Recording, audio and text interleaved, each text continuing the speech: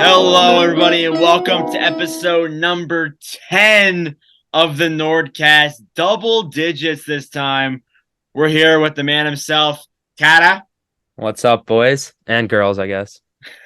and we're also here with the 0-2 Betman, Jack, Yeah, that's me. What's up, everyone?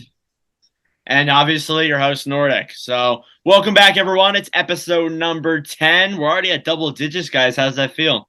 Pretty big Feels accomplishment. great. Awesome. Going It's strong. Didn't awesome. expect we'd make it this far. Didn't? I knew we'd make it. That's hurtful.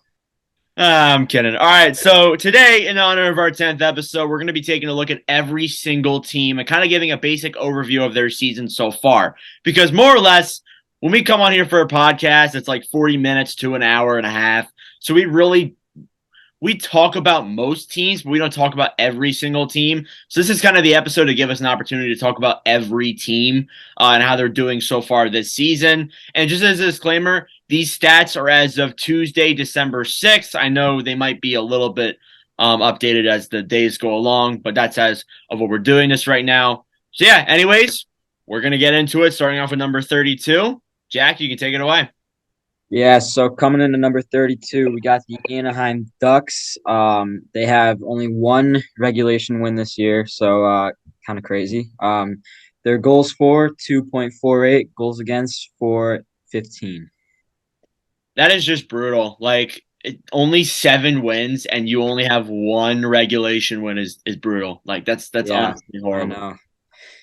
It's like I honestly can't believe it. Like you saw this team last year and like you know how they had some potential last year and like it just like completely turned the tide over the course of less than 12 months. And it's crazy. Like this team is the front runner for Connor Bedard right now. And Carter mentioned it before we got started here. Imagine a line of Connor Bedard, Trevor Zegras, and Mason McTavish. That will be the dominant line for like 10 years. It is honestly insane that we can even contemplate seeing probably one of the best playmakers in Trevor Zegras, one of the best young playmakers, because there's better ones probably ahead of him, one of the best young playmakers with an absolute sniper of Bedard on the same line.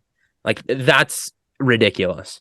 Yeah, that I mean, like, especially if you get Bedard on that team is going to, like, take off. Like, you see them at 32nd right now. If they get Bedard by next year, oh, man, like, they're going to turn around so fast. It's not even going to be fun. Yeah, he's a franchise-changing player. But one thing I do want to bring up, seeing as we're on the topic of Bedard, did you see he might get traded from the Regina Pats? I did see that. Really?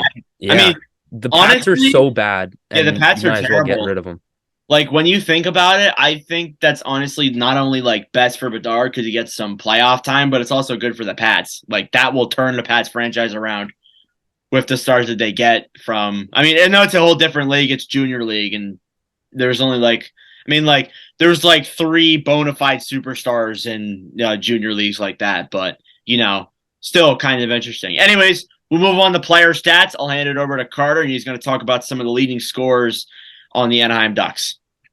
Of course, I love talking about stats. I love this. So coming in with their leading scorer, who is a point per game guy, we got Mr. Troy Terry. This guy was elite last year, really showed that he can take control over a team, and he's done that this year. 11 goals, 16 assists for 27 points through the 27 games played.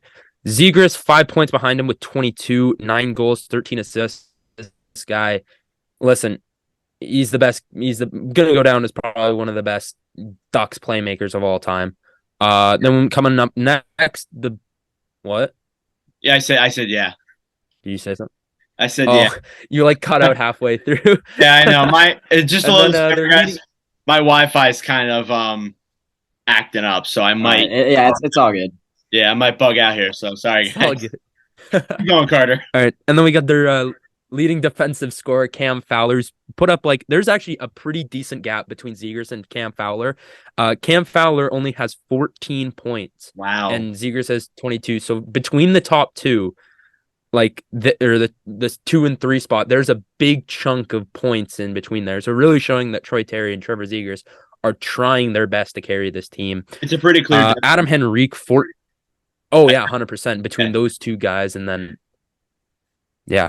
And then Adam Henrique, he missed, I don't know what game it is, but he's only played 26 games. He's got 14 points, 8 goals, 6 assists. And then Mason McTavish, their rookie this year, 4 goals, 10 assists, 14 points. He's looked pretty solid. Like from a rookie perspective, he's looked pretty solid for this Ducks team. Yeah. How's John Klingberg doing? I know he's hurt, but just touch base on Klingberg here a little bit. So looking at John Klingberg, he is 8 points through that. I'll try and quickly find his plus minus here.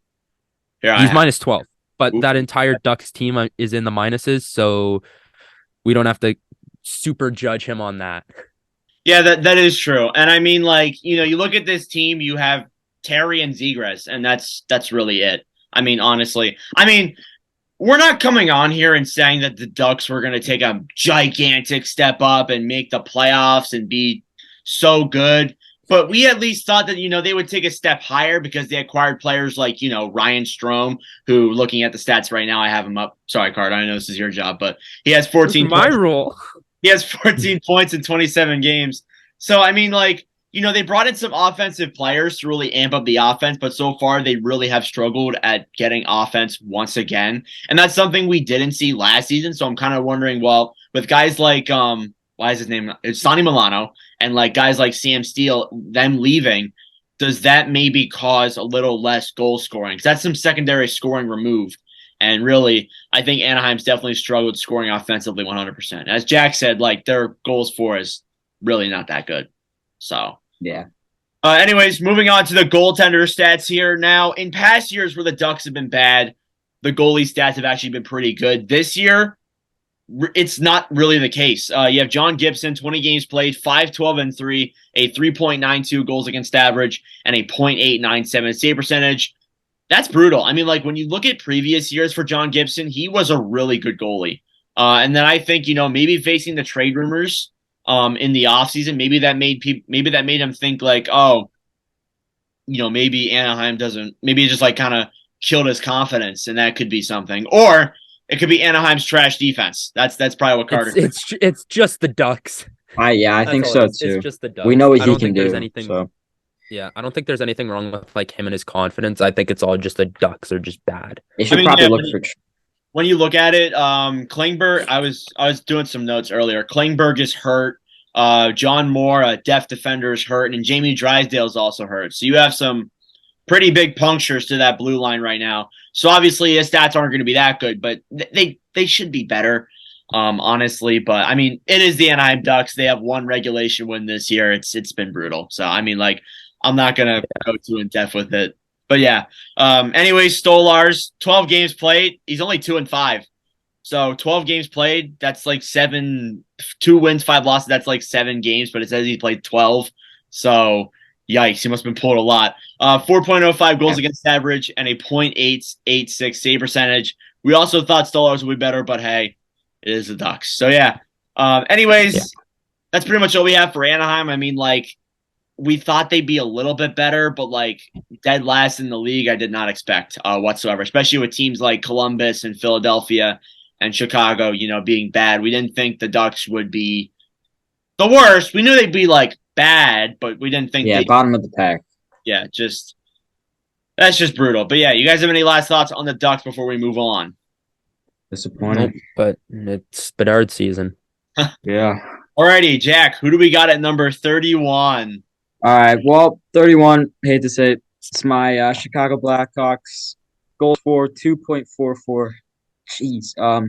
Goals against 3.56. Yikes. I mean, like, we expected this. Unlike Anaheim, we did expect for Chicago to be bad. And honestly, some people would say they're actually better than we thought they were going to be. I mean, like, you see we talked about Chicago. True. Yeah, we talked about Chicago in a previous episode and about how, they have a lot of effort and some of their players were performing pretty good. It's kind of died down since then, like we predicted, obviously. But I mean, hey, at least they're, getting the player value up, and the Kane trade rumors, man, they're starting to really ramp up. He's gone. Jack. He's definitely gone. Yeah. There's nothing that I don't think he can do to keep him. He's really. Yeah, Kane and saves. Yeah, honestly. Anyways, moving on to player stats. I'm sure there's not that many really eventful players, Carter. Honestly, no. The only one that's actually surprising is Max Domi is the Yeah, number 2 guy. 19 points through 25 games. I don't think anyone really expected this. He is going to be a big deadline piece for some team. absolutely. He's going to get a nice return, especially for Chicago.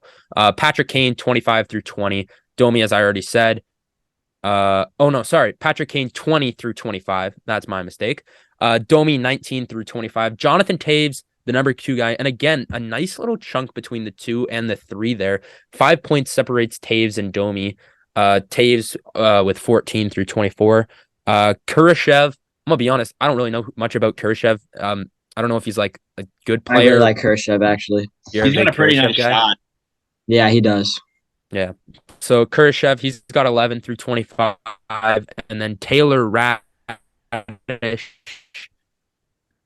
he's got 10 through 25, and that rounds out their top 5. But Jason Dickinson, though, he's tied with Taylor Radish in 4 less games. So yeah, Dickinson, like a fourth line player in Vancouver. Like when that trade happened, people said, "Oh yeah, Vancouver's going to win that deal." I'd say Chicago's winning that deal right now. Dickinson looks pretty good. We got a second rounder too. Yeah, Dickinson, I mean, like, you come onto a team like Chicago, it's pretty bad. You get a chance to prove yourself. And the same thing opportunities. Yeah, the same thing with Max Domi as well. And like Carter said, Domi is performing, and it's a great thing for Chicago. He's going to be a huge 100%. You see in that 3-way trade that happened last year when Domi went to Carolina, Columbus didn't really get that much, but that was because Domi was kind of a little bit worse. But like if he keeps up this pace, he's definitely going to pass his season high from last year. And I think he could be a huge, like maybe middle 6 piece for a team like, I don't know, let's say Carolina again. I mean, they've been kind of struggling to score offensively as well. So anything could happen, but I think that's definitely a good thing. Looking at these stats here. Seth Jones, 7 points through 15 games. Nice contract, Jack. Yeah. Great contract. Great. Actually, though, one thing I'm looking at, Tyler Johnson. Yeah, he's injured. He is injured, but at the time before his injury, he was a point per game guy. Yeah, he was good when he was healthy. Yeah, he would have been one of the really solid players, but then he got hurt. So unfortunate, but I mean, on an injured team, stuff like that happens. And I mean, hey, you see guys like Radish and Kurashev making their way up into the lineup here. Where's Lucas Reichel? Where's Reichel? He played last night, actually, because Taves went down, but he just got sent back down today. Oh, really? I'm looking at it. I don't see anything. They just don't want to ruin his development because, honestly, Hawks don't have a lot of solid prospects right now, and he's probably the best, like, by a while. So I think it's just they really don't want to ruin him and his progression. So I mean, yeah, that's kind of true. I know you may not pay attention to the AHL. How has Rockford been? Have they been like okay? Rockford, they're pretty solid every year. Like they're a playoff team, but then they smoked in like the second or third round. So I mean, he has a good chance to develop. I guess that makes sense. He'll probably play a lot more next year. Yeah. But when you look at the goalies for Chicago, it's interesting. Starting off here with Arvid Soderblom playing the most games out of all these goalies. 2-7-2, a 3.19 goals against average, and a .906 save percentage. That's fairly solid for like a team that's been awful, and especially over this stretch where they're 1-8-1 in their last 10. Soderblom's looked pretty good, and I watched the game where they played the Islanders. He did really well against an offensive team like New York. So definitely some good news there for Chicago. The next up in line is Peter Mrazek. And by the way, Mrazek and Stalock are both hurt. So just when things couldn't get any worse, both your goalies are out. You have Soderblom and some random guy in the AHL as your backup. Tell me where I've seen that before. 9 games played, 2-5-1, a 4.05 goals against average, and a .884 save percentage. We obviously knew Mrazek was bad in Toronto last year, so obviously it's probably going to be worse in Chicago. And so far, it's kind of happened that, but he is hurt. Stalock, though, on the other hand, has actually looked pretty solid. 7 games played, 3-2-1, a 2.93 goals against average, and a .914 save percentage. He's been out since like early November, but still a really solid player for Chicago so far. I mean, you definitely love to see it. So, I mean, hey, I mean, there's a lot to go before Chicago is a good team, but I mean, I wouldn't say it's cool seeing the rebuild happen. Well, seeing the bad stuff, like them struggling and then like all that, but I think it's pretty cool watching this team build it from the ground up, and I can't wait to see that happen for the next couple of years. Yeah. And hopefully, maybe Connor Bedard will be that face that saves you. No, take him to Philly or Anaheim. Yeah, I mean, I hope so. I mean, who knows? Like, I mean, you could get so much in return for Patrick Kane that you may not even have to worry about a bad future soon. So, who knows? Mhm. But anyways, moving on here to number 31. Jack, do you know what 31 30. is? Yeah, Columbus at 30. Yeah, so goals for, they got 3.69 goals against. Oh, sorry, that was New Jersey. Columbus is 2.58 goals against 3.92. So yeah, Columbus. I mean, like they got Johnny Gaudreau. I mean, a lot of us didn't see them being that good, except for me. I mean, like, come on, Line A, 55 goals. That was like my worst hot take ever, to be ever posted anywhere. Shout out to M Bon Hockey. But yeah, that was brutal. Of course, and like I jinxed him getting hurt as well. But I mean, like I didn't expect them to be this bad. I thought with Gaudreau, I thought Gaudreau would kind of carry the team a little bit and like, at least make this team somewhat better. But really, it hasn't been that. Columbus has definitely struggled over this stretch, and they've just been absolutely brutal. Apart from Gaudreau, what's the player stats, Carter? Is there anything interesting? Yeah, I mean, like, if we're, like, looking at this, Gaudreau, 27 points through 24 games. Like, he's literally their only good player. And just like with always, there's always a big gap between some chunks. There's two gaps here. We got Johnny Gaudreau in between Boone Jenner. Boone Jenner, 18 points through 24 games. And then again, Kent Johnson, the rookie, who honestly I think has looked actually pretty solid for Columbus this year. He's looked pretty good. He's got 13 through 21. Gustav Nyquist, 11 through 24. And Chinikov with 11 through 23. Yeah, Kent Johnson, I mean, comparatively speaking, obviously he's been a really solid rookie. He was great in the World Juniors. I didn't expect him to be amazing in the NHL, but so far he's kind of been pretty good. I'm going to pull up the injuries real quick because, we talk about injuries with Anaheim and Chicago, but Columbus has it really, really bad. I mean, like, this is just brutal. Let's read off some of these injuries here.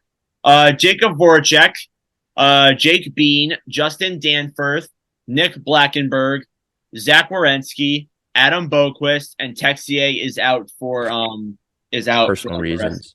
Yeah, for personal reasons. He's playing at home now, back in Europe. That is brutal. I mean, like, even for a team that's bad, you kind of get why they're this bad. I mean, like, Boquist, Werenski, two huge pieces on that blue line. Jake Bean as well.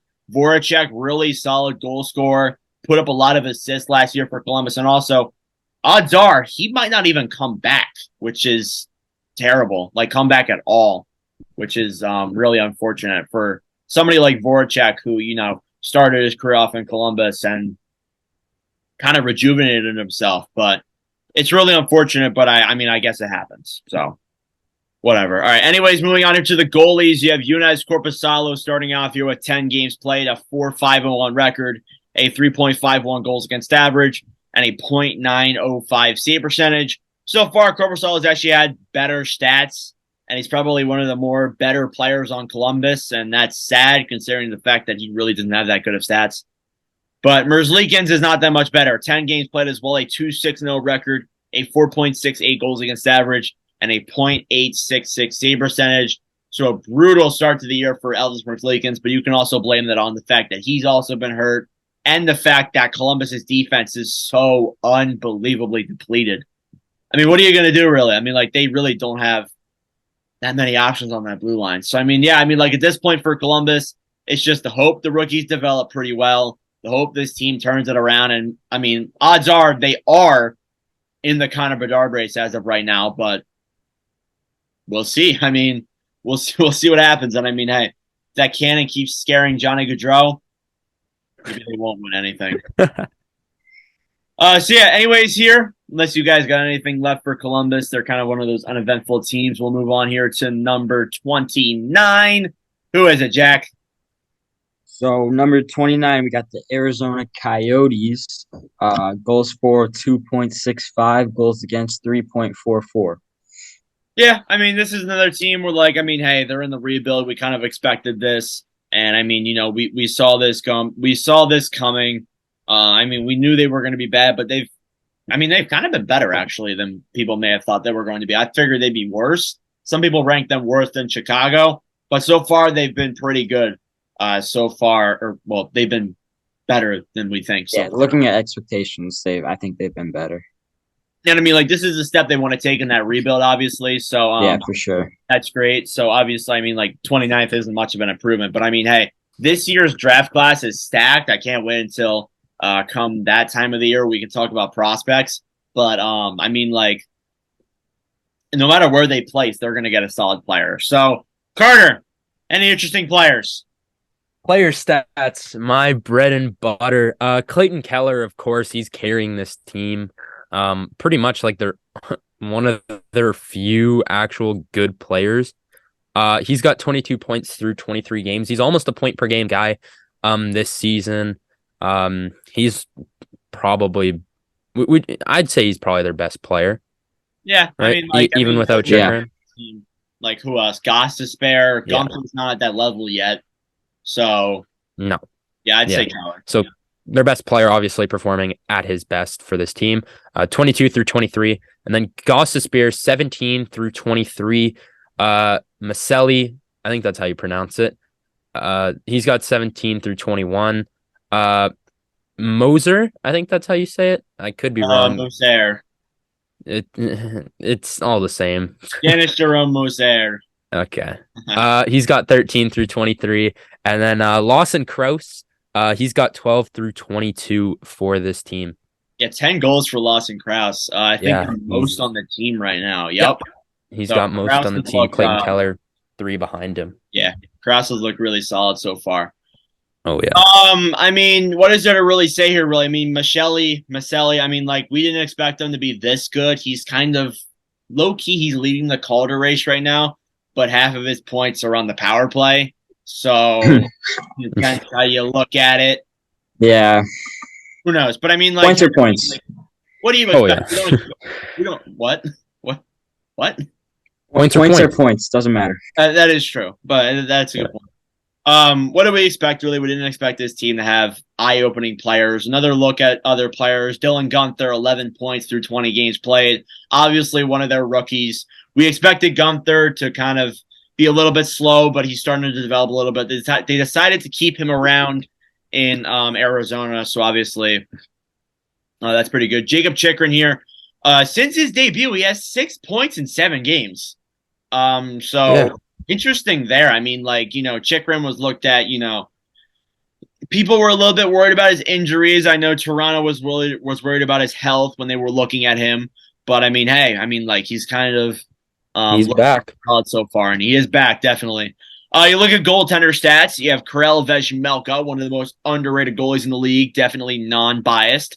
17 games. I think he is. Yeah, he's actually has pretty good stats.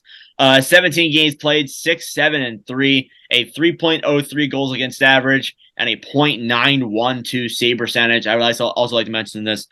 527 shots have been faced so far through 17 games. That's crazy. Man. And they're one of those teams that lets in a crap load of shots, so it's not surprising. Connor Ingram here as the backup, picked up on waivers kind of midway through the year. 7 games played, 1, 5, and 1, a 4.02 goals against average, and a .882 save percentage. So obviously, goalie stats have been okay. Vejmelka, I think, has one of the better statistics of all the other players or all the other goalies down in the bottom, like 5, when you look at it. So far, I think that's pretty good for Arizona, definitely. And Vejmelka looking like the goalie of the future. Oh, God, I shouldn't have said that. Now he's not going to be. But, yeah, Arizona, that's that.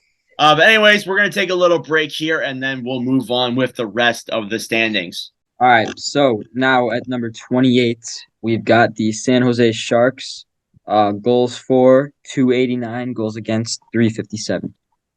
Another one of those teams that's like, yeah, they're rebuilding. They're pretty bad, but I mean, like, hey, at Relevance. least they actually have relatively better like scoring They Oh, do, yeah. yeah. than some of the other teams here. Carter's about to get into it in a second here. They're actually like they're like one of the most fun teams to watch that are like kind of trash. I'm gonna be honest, it's kind of all Eric Carlson though. Like, really, That's true. pretty much. like So, all right. Oh, yeah, go. yeah, Carter. Stats. You're excited. Get it going. I'm big on stats. You know this. All right. Eric Carlson leading this team. He's looking back like his prime self again. He has looked absolutely tremendous. 34 points through 28 games. Their next leading scorer, Thomas Hurdle. I love Hurdle. This guy, I love him. He is for real. unreal. He's got 25 points through 28. Logan Couture, 24 points through 28. And then Timo Meyer, who I honestly think is probably one of the more underrated players in the NHL. He might get dealt. What? He might get dealt. I would like to touch base on this in a different episode for time conception, but him and Carlson are one of those two players. They might get dealt. What Timo, bro? I mean, like, did you see his qualifying offer? It's like $8 million. Like, Jesus it's outrageous. Christ, they ain't paying that. Yeah, they're not paying that at all. All right. Well, he's got 24 through 28. He's 12 and 12. And then Barbanov, he's got 16. Barabanov. Alex Barabanov. He's got 16 through 24. He's got Yeah. my NHL franchise mode. Oh, really? Yeah, he is one of those underrated players. I was gonna say Barabanov, but then he is in the top 5. Really, I mean, like, looking through the rest of this team, outside of that, there isn't that much interesting players. Matt Nieto, 6 goals through 28 games. That's kind of cool. But really nothing else of event there. I mean, obviously, like, the top 5 is great. I mean, like, Carlson looked amazing. Hurdle's looking like himself. Couture's looking like himself. Meyer's looking like himself. So, I mean, like, this team actually, like, they're competitively bad, if that makes any sense. And, I mean, we forgot to say this, kind of like other teams, too. Like, Chicago's one of those teams that's like, well, at least they're showing effort. At least they're, they're playing like they want to win. Unlike, let's say Philadelphia exactly. the past couple of years where it looked like they didn't want to do anything. So, obviously, good for San Jose to kind of be competitive. And I mean, hey, they're racking up the player value, and that's huge. That could definitely boost this team ahead a couple of years. Anyways, here, looking at the goaltenders, you have James Reimer, 15 games played, a 5-8-2 record, a 3 goals against average, and a .903 save percentage. And then you have Kaapo Kähkönen as the backup, 11 games played, 3-6-0, a 3.57 goals against average, and a .882 save percentage. Not really that bad. I mean, like, comparatively speaking to other goalies in, like, the bottom 5, that's really not that bad relatively. So definitely good stats there for Reimer and Kähkönen. And Reimer's definitely one of those goalies that I think if a team is looking for a backup, I can't think of any off the top of my head right now, but definitely Reimer will probably be the first one to go, if we're being honest. So, yeah, San Jose obviously looking like a very entertaining team. Yeah. We're going to try and pick up the pace here a little bit. So, moving on to number 27, right? Yeah, 27, I think. I think it's 27. Yeah. Anyways, it's the Ottawa Senators. Goals for what? Remember that episode, Jack? Oh yeah. We don't Shut it, have to Nord. talk about Shut that. it. Okay. Yeah. So Ottawa Come back. 3.08 goals for, goals against is 3.32. Yeah. I mean, like, actually though, Ottawa, they're 5-5-0 in their last 10. They're kind of starting to make a turnaround here. Picking it up. A little bit too late for that, but I mean, like, hey, No, it's never too late. We're look at better a late team than like never. St. Louis. They were in last place in February, that is and then true. they won the cup. Right. It is Comeback never kids, baby. too late to Led turn a by season DeBrincat. around. That is true. And I mean, like, they have been playing Yeah. pretty well lately. So, I mean, like, maybe they got a bit off of these games, get some momentum. And I mean, hey, maybe they can make a bigger push for it. That Atlantic is competitive and you don't want to lose games early. But I agree with you. They still probably do have a shot, and it's never too late, obviously.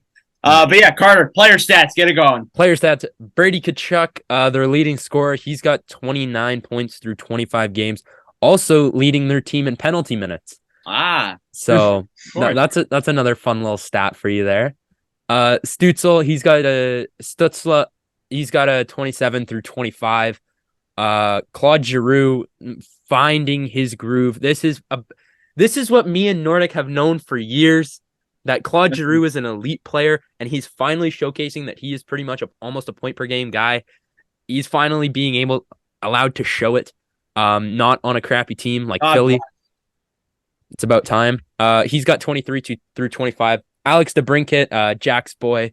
He's got 20 through 25. Only 6 goals though, which is kind of surprising, but it is surprising. A little bit slow. But hey, and then tied with Alex DeBrincat, same stat line too, 6 goals as well, and he's got 20 points. Drake Batherson again, and Thomas Chabot, they're leading a defensive point score. He's got 14. He had 14 through 20, but he is obviously injured now. Yeah. I mean, it's kind of funny how like we said that, but Philadelphia is above them. It's just kind of funny. Only by 1. It is true, only by 1. But I mean, hey, it's still ahead. Chabot, 26 minutes again on ice time. That's gonna kill him. I mean, like honestly, like I think they need to stop giving Chabot so much ice time. It's gonna kill him. Some other players, you have Jake Sanderson, 11 points through 25 games played. Obviously, one of those Calder defensemen actually could contend for it. He's been really good for the Ottawa Senators. Shane Pinto there as well, 9 goals, 2 assists, 11 points through 25 games played. Some other solid players on Ottawa, but I mean, like, Jack looking pretty bad right now. Anyways, moving on to goaltenders, you have Cam Talbot, who through 13 games played has a 4-7-0 record, a 2.83 goals against average, and a .907 save percentage. And then you have Anton Forsberg, 15 games played, 5-7-1, a 3.20 goals against average, and a .910 save percentage. Actually better goalie stats than we thought. I mean, like when you look at this team, they were god-awful, but their goalie stats are actually pretty solid. So I'm going to ask this question. I know we've talked about the Ottawa Senators before. We might have even talked about them in our last episode. I don't think so. Or episode 8. Might have been a couple episodes ago. We definitely talked about them at some point, but do you still think that they should fire DJ Smith? Yes. Yeah. Okay. All right. Just thought I'd ask that little question in there. Just we don't need to go hands down. He's the issue with this team. There's too much talent for him not to be able to make something out of this. Very true. And then also with a player like Josh Norris hurt, it's definitely difficult to kind of pick it up. And like Norris and Chabot being hurt, it definitely doesn't help. So yeah, Ottawa kind of making a slow and steady turnaround as of late. We'll see if it picks up. Anyways, now moving on to number 26. Yeah, 26, we got the Philadelphia Flyers. Goals for 2.46, goals against 3.23. Yep, I mean, Philadelphia, we expected to be bad. I didn't expect them to be this good, though. 9-12-5 is actually fairly solid, for a team like the Flyers. But, again, another year where they have an absolute crap ton of injuries. We talked about them in the last episode, but they have so many injuries. It's absolutely brutal. And it's like, they're so hard to watch because of that. But, like, then again, they are showing a lot of effort, so I will say that. I will give a lot of credit where it's due. Tortorella's gotten a lot of effort out of this team. Yeah, it's Tortorella, and that's the only reason that we're not dead last right now, and it's Torts.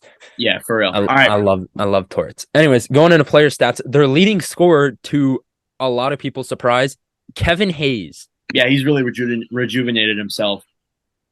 He just decided to start playing good again, just out of nowhere. Mm-hmm. And I love it. I love Kevin Hayes. He's so sick. I love him. One of the favorites, 100%. 100%. But then we look at their second guy, Travis Konechny. He's got 23 through 21. He was injured, came back, I think 2-3 games ago. Came back a couple games ago. Yeah, he was hurt for a little bit, but then he's back now, I think. Yeah. So he's still getting back in return. 100%. And then we got Joel Farabee. He's got 15 through 26. Tony DeAngelo, their new signing, which honestly I don't think that we should have, because we should have been rebuilding. It isn't bad. He's been okay, but he's been okay, but we don't really need him, especially because we're trying to rebuild. Yeah, not really. But he has 13 through 25. And then Ivan Provorov, who seems to have kind of maybe found his groove back a little bit. He's started to play a little bit better. He's got 12 through 26. Defensive wise, too, he actually doesn't have the worst defensive stats on the team anymore. Because, I mean, hey, you have Rasmus Ristolainen now. So, I mean, like, Yeah. you don't really have that anymore. Man, I hate Rasmus brutal. Ristolainen. 20 games played, no points. Great signing, Chuck. Love it. Yeah. Oh, my. Oh, don't get me started. But, yeah. I thought he had points. He doesn't. As of right now, This is horrendous. 20 games played, 0 goals, 0 assists, 0 points. Can I say one thing? We traded a chance at Carson Lambos for this guy. I can't believe it. Like, it's still blows my mind to this day. And then we gave him 5 years. Yep, $5 million. He wanted That is more, brutal. too. Did you see that? He wanted more. Oh my God, our team's so Worst player in the league. He wanted more, too. Like, or wait, no. The Flyers wanted to give him more. And I don't know what was sadder, the fact that Ristolainen rejected more or the fact that the Flyers offered him more, which is unbelievable. Anyways, moving on to goalie stats. At least something positive did come out of this. Carter Hart, 19 games played, 8-7-4, a 2.83 goals against average, and a .911 save percentage. He's found his game again, and it's great to see that he actually has really good stats for a god-awful Flyers team. Love it. And then you have Felix Sandstrom there as well, who has not found his game. He is terrible.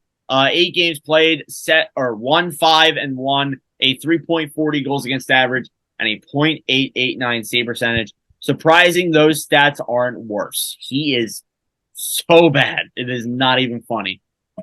Just absolutely brutal there so far. But yeah, Flyers, we expected them to be bad. They've actually been better than we thought. I guess that's a good thing. You decide. Anyways, here, moving on to number 25. Who do we got, Jack? Yeah, we got the Buffalo Sabres. Goals for 3.8 and goals against 3.68. Yeah, so the Sabres started off the year a lot better, and then they lost 8 straight, which obviously kind of put a hole in their season, and obviously now they're 25th. But, I mean, hey, there is still a lot of positives with this team. I mean, I'm just going to let Carter go right away because, yeah. I actually have are the Sabres there? Buffalo's 23. You might have the updated stats. Oh. Yeah. Okay. That's fine. All right, just go into player stats. It doesn't really matter if they're updated or not, but we're going off standings. Okay. Well, then these ones are probably updated because I'm on the NHL.com website. Actually, I can guarantee this is updated because Tage Thompson is absolutely insane. Yeah, for those who don't know, as of time of this recording, Thompson scored 5 goals. He had 5 points in one period. Yeah, he had 5 points in one period against the Columbus Blue Jackets. We didn't include that game in the standings, but if it's updated in player stats, we really don't have a choice. So anyways, Carter, take it away. What do you got? I'll take it away. Tage Thompson. Who saw this guy breaking out into an absolute superstar? I mean, we saw him play pretty good last year, but I kind of thought when they signed that 7-year deal, I thought it was gonna come back in their face. Yeah. But That deal's looking really good now. it looks one of the best deals in the league, honestly. Like he's looked insane. This guy, he's 6'7" or 6'6". He's tall as hell too. Like, and he's still He's 200 and something pounds. He is literally the Victor Wembanyama of the NHL. Oh, yeah. He can do it all. He can hit people. He can score. He can make insane passes. He does it all. He is ridiculous. By far, probably one of my favorite players to watch right now. He is so fun to watch with the puck. But anyways, he has 34 through 25 games played, 16 goals, 18 assists. He is ridiculous. That's not updated, by the way. He has more than that now. That's not updated? Nope, that's not updated. Wow. He has even more than that. He peaked at like 21 goals with that game against Columbus. I saw the stats. Jesus. Yeah. That's crazy, right? That's Unreal. okay. So I like have 39 points in 25 games. Let's go. No, he'd be at 40. Oh yeah, because 40. 5 goals, That's 1 just, assist. Yeah, 40. mind-blowing. Wow. Like, unbelievable player. He's ridiculous. He's unreal. Anyways, the rest of these aren't updated either, I'm going to assume. Rasmus Dahlin, he's turned it around. Before he was like meh, like we haven't seen his offensive game style yet. This year he's showing it. 8 The goals, start of the year he 21. looked great.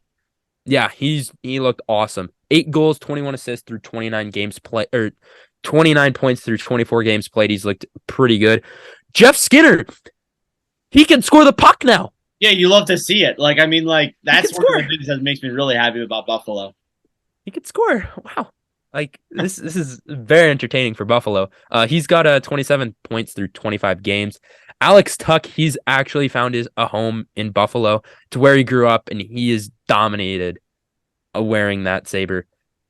And then probably one of my favorite players to watch, especially when it comes to watching Team Canada in the World Juniors, Dylan Cousins. Oh my God, this guy is awesome. I love him. This team's 24 so points through 25 games played. He's unreal. I love him. This team is so entertaining. Like, I'm They are. And they're so young. they're so Yeah. young too. Like, we're gonna see this for so long. And like, I honestly, like, even though they lost 8 straight, I still think they can turn this around and make the playoffs. I think so too, Nordic. Oh, I think so. 100%. I still think they can. If Thompson keeps scoring 6 points a game, he'll be the first in the division, no doubt. That obviously that won't happen. But other players of note here: Olofsson, he has 11 goals, 14 points through 25 games Olofsson. played. JJ Paterka and Jack Quinn have both the same stat line, 14 points. Good job, Jack. Yeah, they have Thank you. both the same stats through 20 and 25 games played. You look at goaltenders, you have 3 here, obviously, because there's been some injuries. You have Craig Anderson, who is looking like he's like 25 and not 45. 10 games played, 5-4-0, a 2.87 goals against average, and a .916 save percentage. He's looked great. Eric Comrie there, the solidified backup goalie, 4-7-0, a 3.62 goals against average, and a .887 save percentage. And then you have Ukko-Pekka Luukkonen there as well, 2-2-1, a 3.98 goals against average, and a .863 save percentage. The most notable is Craig Anderson. The fact that this guy has a .916 at like what 42, 43 years old is crazy. Like honestly, like he's been amazing so far for Buffalo and definitely has held up the back end, 100%. But yeah, bright future ahead for Buffalo. What do you got, Carter? So, because I'm the stats guy, I looked at after his updated stats where he would rank in the leaders. After that game, that puts him in 3rd for goals scored, and that puts him in 4th in total points. Holy Oh crap. my! I mean, so yeah, I got him in one of my That's unreal. fantasy leagues. yeah. Like I mean, like we'll get into him a little bit later as well. But like Thompson, Robertson, and Marner, those 3 have been Oh, unreal yeah. the past couple of weeks. We'll get into that in a little bit here. But anyways, that's all we got for Buffalo. We'll move on to number 24. Jack? Yeah, number 24, pretty disappointing team, St. Louis Blues. Goals for 3.04, goals against 3.85. Yeah, I mean, like, it's been an absolute roller coaster for St. Louis. I mean, they won 3 straight to start the year. Then they lost 8 in a row. Then they fought back to get an 11-10 record. And now they've lost 4 straight. Brutal. Yeah. Honestly, like, just a brutal year. It's been all around for the St. Louis Blues. And the stats show that. So, Carter, you want to take it away here? There's a lot of interesting stats with St. Louis. Players that have been good, players that have been bad. It's everywhere. Yeah, well, I mean, looking at their guy, Robert Thomas, he is their leading scorer. He's got 23 points through 25 games. Not really scoring that much, though. He's only got 5 goals on the year, but still, 18 assists. Can't complain about that from a guy like that. Jordan Kyrou, he's got 22 through 25. He's really kind of turned his season around. Oh, yeah. I think Definitely picked it up. Started off pretty slow, but he's really turned it up now. Pavel Buchnevich, he's a point per game guy. 9 goals, 11 assists through 20 games, so he's 20-20. So that's pretty solid there. Vladimir Tarasenko, he's got 19 points through 24 games. And then also tied with him, we got Braden Shen, who's got 19 through 26. Yeah. And then their biggest surprise, Ryan O'Reilly, Yeah, only he's has brutal. 13 points. That's So I mean, like he's on the last year of his contract. Excuse me. On the last year of his contract too. That's pretty brutal. Yeah. He's had a bad year, and usually see players like do really good on their contract year, but O'Reilly's been the opposite. He's been bad, and he's also been in trade rumors as well, which I Yes. definitely want to talk about in a later episode. But O'Reilly's not looked good. And by the way, minus 17 for O'Reilly. Brutal. Wow. For a Corey defensive Krug's minus 22 as Yeah. well. Like, And Ooh. Kyrou minus 20. Just I'm not a big Ridiculous. plus minus guy, but like that's pretty bad. that's very, very bad. And that's not even the worst of it. You look at goalies, Jordan Bennington, 20 games I played, don't know. 9, 11, and 0. Loser.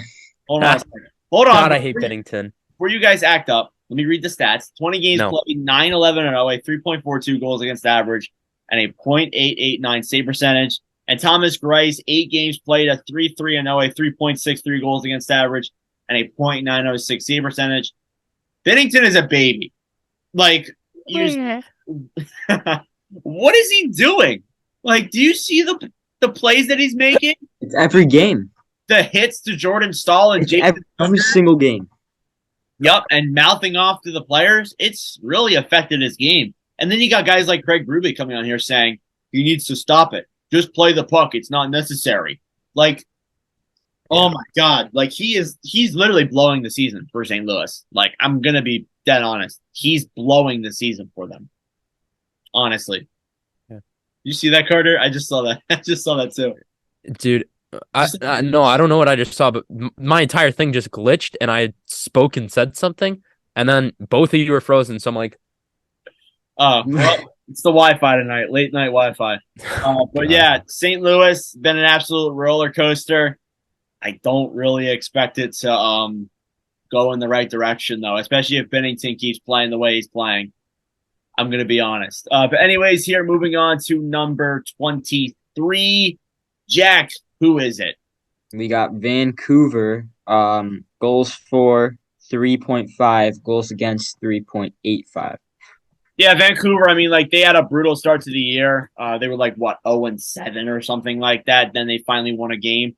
I would say that being at number 23 is actually a fairly solid turnaround. They're actually 7-3-0 in their last 10, so a pretty solid turnaround for Vancouver. And actually, nobody's really talking about it right now because obviously the stats and like obviously all the rumors are focused on Brock Besser right now. But some of the players have turned it around, and there are some players on this team that have been absolutely dynamic. So I'm going to give it to Carter. Take it away. oh yes, I'm looking at a guy who has come back, Elias Pettersson. I am happy to see him actually performing again. It's great to see. Yeah, he's got. He was Pardon? he was not really that good last year. No, he is not that great. He has 32 through 26. Bo Horvat, a guy who's been in trade rumors, who I know that we'll address in a future episode. Absolutely, we got a lot of trade rumors to it. We might even make the next episode just trades. Oh, Like, it might fully be just trade rumors. There's And so many discussing them. trade rumors right now. So many. He's got 20 goals and 7 assists. That's impressive. That's impressive. That's quite impressive. And then we got JT Miller, who just got signed to that huge extension, was in trade rumors last year. He has 26. He's a point per game guy, 26 or 26. Quinn Hughes, over a point per game guy. He's looked good. Doesn't have a goal yet this year, which kind of sucks. What? 24 assists. That's crazy. That's a lot of apples. You think he'd at least have a goal? Yeah, he's got 24 through 22. And then Kuzmenko, if this was his rookie year, oh my. He would be the front runner. Oh, 100%. I'm sure he would, yeah. He's He's not ridiculous right eligible now. for it, though. 12 goals, 11 assists. He's got 23 points. And that rounds out their top 5. But then looking at a guy, Brock Besser, who honestly, with the amount of stuff I've heard about him, I thought that he only has like single digit or like 10 points. He has 16 points. I don't know what the whole like issue is. I know I think it's the goals. goals. Yeah, I think the goals have been pretty brutal. And I will say this too. he's been in trade rumors for like years. It isn't just starting up now. It's been No, Brock Besser to the Penguins has been a thing for like, oh my God, like 3 or 4 years at this point now.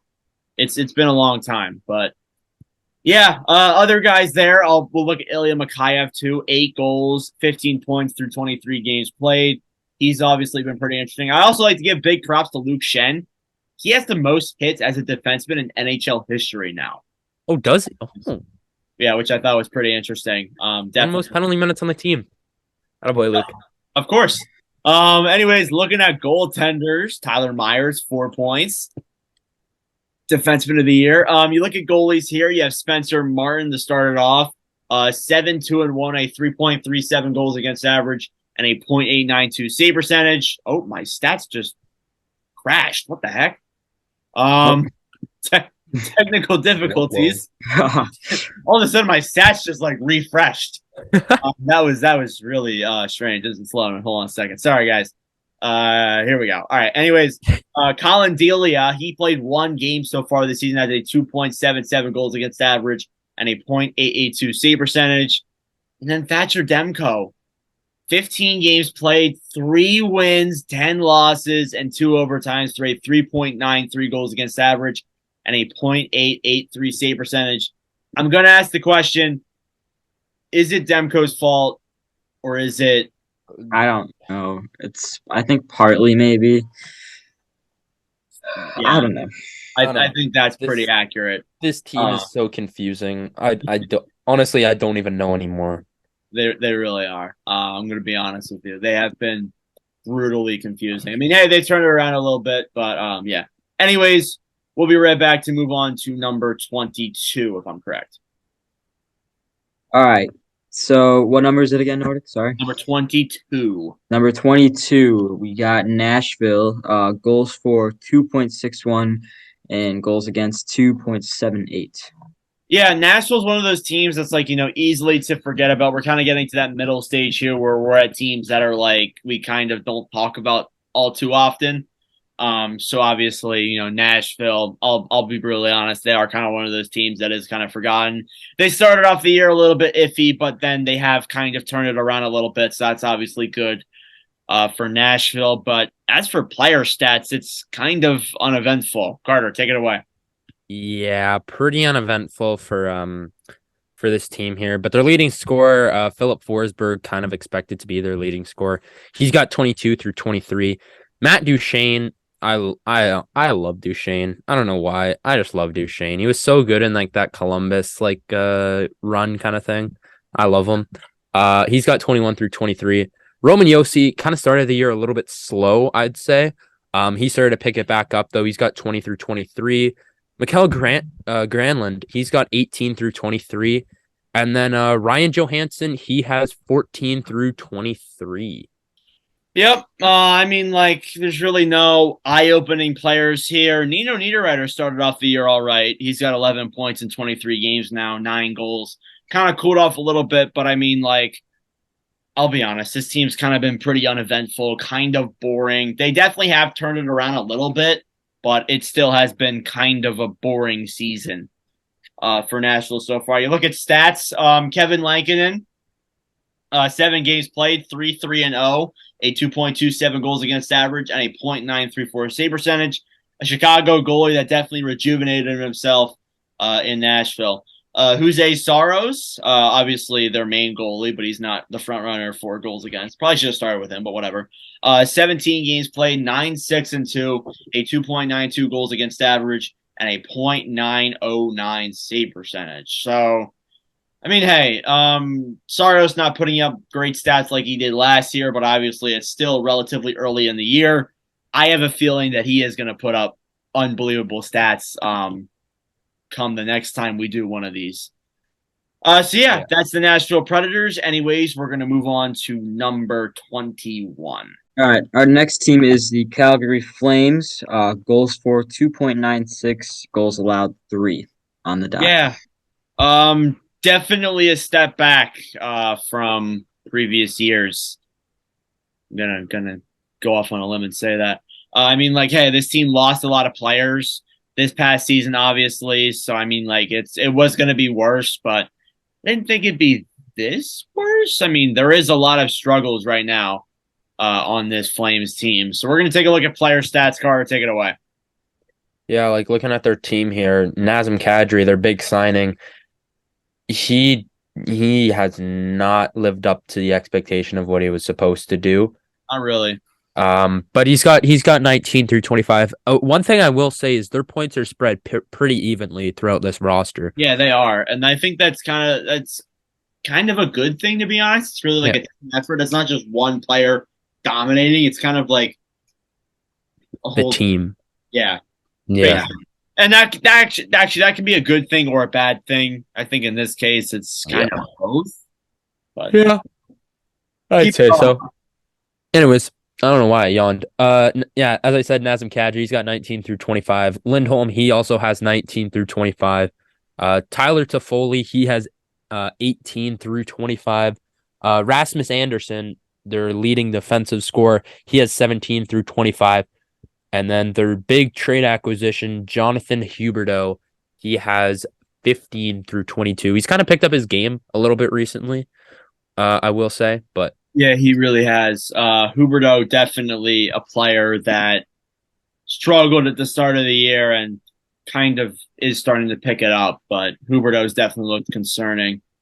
I mean, really, what is there to say? Some other players that have been bad, really. Mangiapane, 11 points through 25 games. Not the Mangiapane we usually know and love and see. So that's kind of unfortunate. Look at goalies. Dan Vladar leading the way in goals against average, but 9 games played, 4-4-1, a 2.54 goals against, and a .914 save percentage. Obviously, Vladar has been pretty. He's been okay. He's actually gotten a lot of starts lately than Markstrom. Markstrom, 17 games played, 8-6-2, a 2.97 goals against average, and a .889 save percentage. Yeah, I mean, like Calgary definitely did take a step back. It's been kind of brutal so far for them, but I mean, we'll see if they can turn it around. Anyways, now moving on to number 20. It's surprising they're this low. Who we got, Jack? Yeah, we got the Stanley Cup champs, Colorado Avalanche. Goals for 3.3, goals allowed or goals against 2.87. That is surprisingly. I mean, like they're not bad. They have so many injuries. Oh my god. Yeah, they are definitely depleted. They are banged up. Yeah, right McKinnon is one of the most notable players. He got hurt last night or the other night against the Flyers, so he's going to be out for a little bit. It's ridiculous how many injuries there are. I don't. After I'm done reading off the stats, I'll find the injuries, but it's ridiculous how many guys they got. Yeah, it's absolutely brutal. I'll pull them up right now as you read the stats. But their star, Nathan McKinnon, he has 34 points through 23 games played. Kind of expected. He's the highest paid player in the NHL. Yeah, of course. And he's showing it, and he's probably one of the top players in the NHL for sure. Mikko Rantanen, he has 32 through 23, pretty much McDavid's side. Right-hand man. He's pretty good. You see the injuries too. Yep, it's actually it's ridiculous. Oh my god. Cale Makar, he's got 24 through 23. Lehkonen, he has looked pretty solid so far. He has 18 through 22. And Devon Taves, probably one of the more underrated defensemen in the NHL. He has 15 through 21. And Nordic, please read off their injured list because this is awful. Oh my god, this is like holy crap. On IR, Valerie Nichushkin, Josh Manson, Curtis McDermott, Bowen Byram, Shane Bowers. On LTIR, you have Gabriel Landeskog and Darren Helm, and then you throw in Nathan McKinnon as well. Holy crap. 8 players! And all of them are like their star players. Yeah, that's like your entire top 6. Like Landeskog, Nichushkin, and McKinnon. It's like rough. And Nichushkin was ridiculous to start off the year. I don't want to blame it on injuries, but 7 games. We might have to blame it on injuries here, you know. Yeah, I mean, like, honestly, you look at other teams, like, they are so unbelievably depleted. And it's honestly because of the Stanley Cup. Like, I mean, Helm hasn't played this season. Neither has Landeskog. I don't think Byram actually has Byram. I don't think Byram. Yeah, has. he played 10. He played 10. Oh, so he's hurt. I don't think Manson has. He might. I don't even know. I'm just going to guess the LCRR players are ones who haven't played this season. But yeah, like you look at the blue line too, like Byram and Manson, two key players in last year's Cup run, not in the lineup. I mean, like they actually have better stats than you think for a team that's so depleted, and that just goes to show how good of a hockey team this is. But yeah, that is brutal, honestly. You look at goalie stats, Alex Georgiev, he's played 16 games, 11, 4, and 1, a 2.68 goals against average, and a .920 save percentage. In net, in backup, you have Pavel Francouz, a 7 games played, 2-5-0 record, a 3.03 goals against average, and a .907 save percentage. Oh, man, that is bad. Like, the goalie stats aren't bad, but man, like this team is so unbelievably depleted. And like, I mean, like that's why they're 20th. And like they're not even that bad, really. I mean, like they still have pretty positive stats, comparatively speaking. But yeah, that loss to the Flyers definitely solidified that it's going to be a lot harder to replicate that Cup run with people hurt like they Oh do. yeah, for sure. We'll start getting guys back hopefully soon. Not hopefully soon. They definitely will get some guys back soon. But again, it's probably not too much damage for them to not come back from this. They definitely will come back from this and probably be in a playoff spot and go on a nice deep run. I'd assume if they get all their guys back. So I doubt they can make a comeback to first. That would be unreal. But I think that they could probably make it to playoffs. they'll be playoffs for sure. We can't predict the future, though. They could get even more guys hurt, and this team could just be nobody. No, don't say that. Don't say that. Yeah, I guess I shouldn't say that. Sorry, Avalanche fans.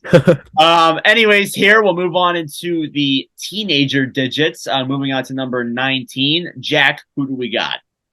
Yeah, number 19, we got the Capitals. Goals for 2.74, goals against 3.07. Yeah, I mean the Capitals. What? What, Carter? I just coughed. Oh, sorry. I said something. No, I'm looking at the standings right now, so I can't tell what you did. Anyways, the Capitals. They're another one of those teams that has a lot of injuries, but like they're actually playing relatively well. I mean, like they're a whole 500 team right now. I'm actually shocked about that. I figured they'd be a lot worse, considering the fact that Backstrom's not playing and Wilson is also hurt. So definitely brutal so far for the Capitals, but some players have definitely risen up to the plate. Carter, what do the player stats look like? Well, leading leading point scorer Alexander Ovechkin. He has 27 points through 28 games played. I don't think that includes this previous game, but after his previous game, I guess kind of nice little announcement. He is now 99 goals away from number 99 in the all-time goal list. So that's pretty cool. That's pretty cool there. That's and then looking at their second leading scorer, who honestly, it's mind-blowing that he is here. Dylan Strome. He's here. He's back. He's looking good again. Another one of my favorite players there. I love Dylan Strome. I was a big Dylan Strome guy. He's got 22 points through 28 games played. Kuznetsov, he's got 20 through 27. Only 3 goals, though, which is kind of surprising for Kuznetsov. Yeah, that is pretty challenging. Yeah, John Carlson, he has 16 through 22. And then Connor Sheary, he has 15 through 28. Yeah, Dylan Strome, really surprising. I mean, like, yeah, like honestly, like I mean, like it honestly really is only because Wilson and Backstrom are out. He wouldn't have the numbers he has right now if it weren't for that. If Backstrom, if they had a fully healthy roster, Strome would probably have like 10 points. I'm going to be honest with you, but really, this is. Oh my God, Jesus Christ! Sorry. This is just proving that he can play these minutes and get these points. Yeah, exactly. Yeah, he's always been able to. Yeah. I think he has a much better team around him too, and I think that's definitely boosted his stats and helped him out. In net, you have Darcy Kemper, who I think is day to day. 20 games played, 8, 9, and 2, a 2.56 goals against average, and a .916 save percentage. One of my favorite goalies. Good to see he has solid stats in Washington. Charlie Lindgren there, the backup. He has played 10 games, a 4-3-0 record, a 3.07 goals against average, and a .902 save percentage. So obviously they're Washington dealing with a lot of injuries, but still being able to stay afloat despite the struggles. So now we move on to number 18, and we have another surprising team. Take it away, Jack. Yeah. Surprisingly good team. Montreal Canadiens actually. Goals for 2.96 and goals against 3.54. Yeah, I mean, like they were 32nd last year, and going from 32nd to 18 right now is Exactly. pretty good. I know they were in a playoff spot. I'm not sure if they are now. They might be. I don't think they are. Yeah, but they're pretty much right there.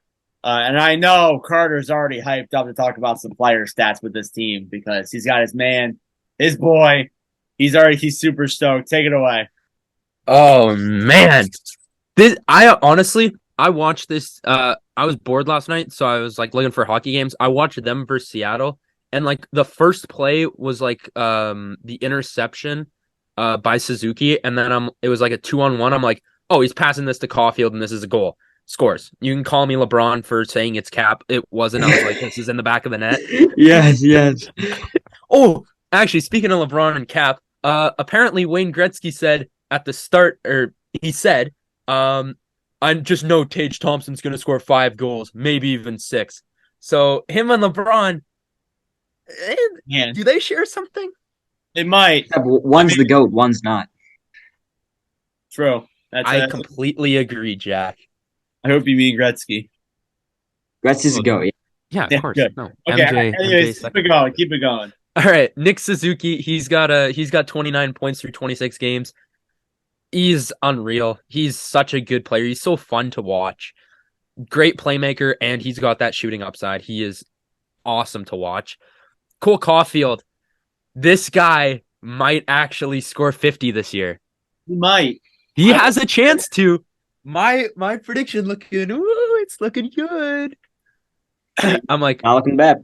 I'm really hoping he does because honestly, he's probably one of my favorite players to watch outside of like Trevor Zegras and a couple of You other love guys. those Americans, don't you? I do. Those young Americans. That freaking World Juniors team. Yeah, oh that core. God, oh man, so good. Oh my God, Cole Caulfield, Boldy, Zegras, like jeez, y'all were stacked. And I'm pretty sure you had Spencer Knight between the pipes. Yeah. But anyways, back to the NHL. And then we're looking at a guy who has come back. He has come back from the depths of Chicago and has made it back to stardom. Kirby Dach! No. This guy, 19 points through 26 games, never got a fair shot in Chicago, and look what he's doing!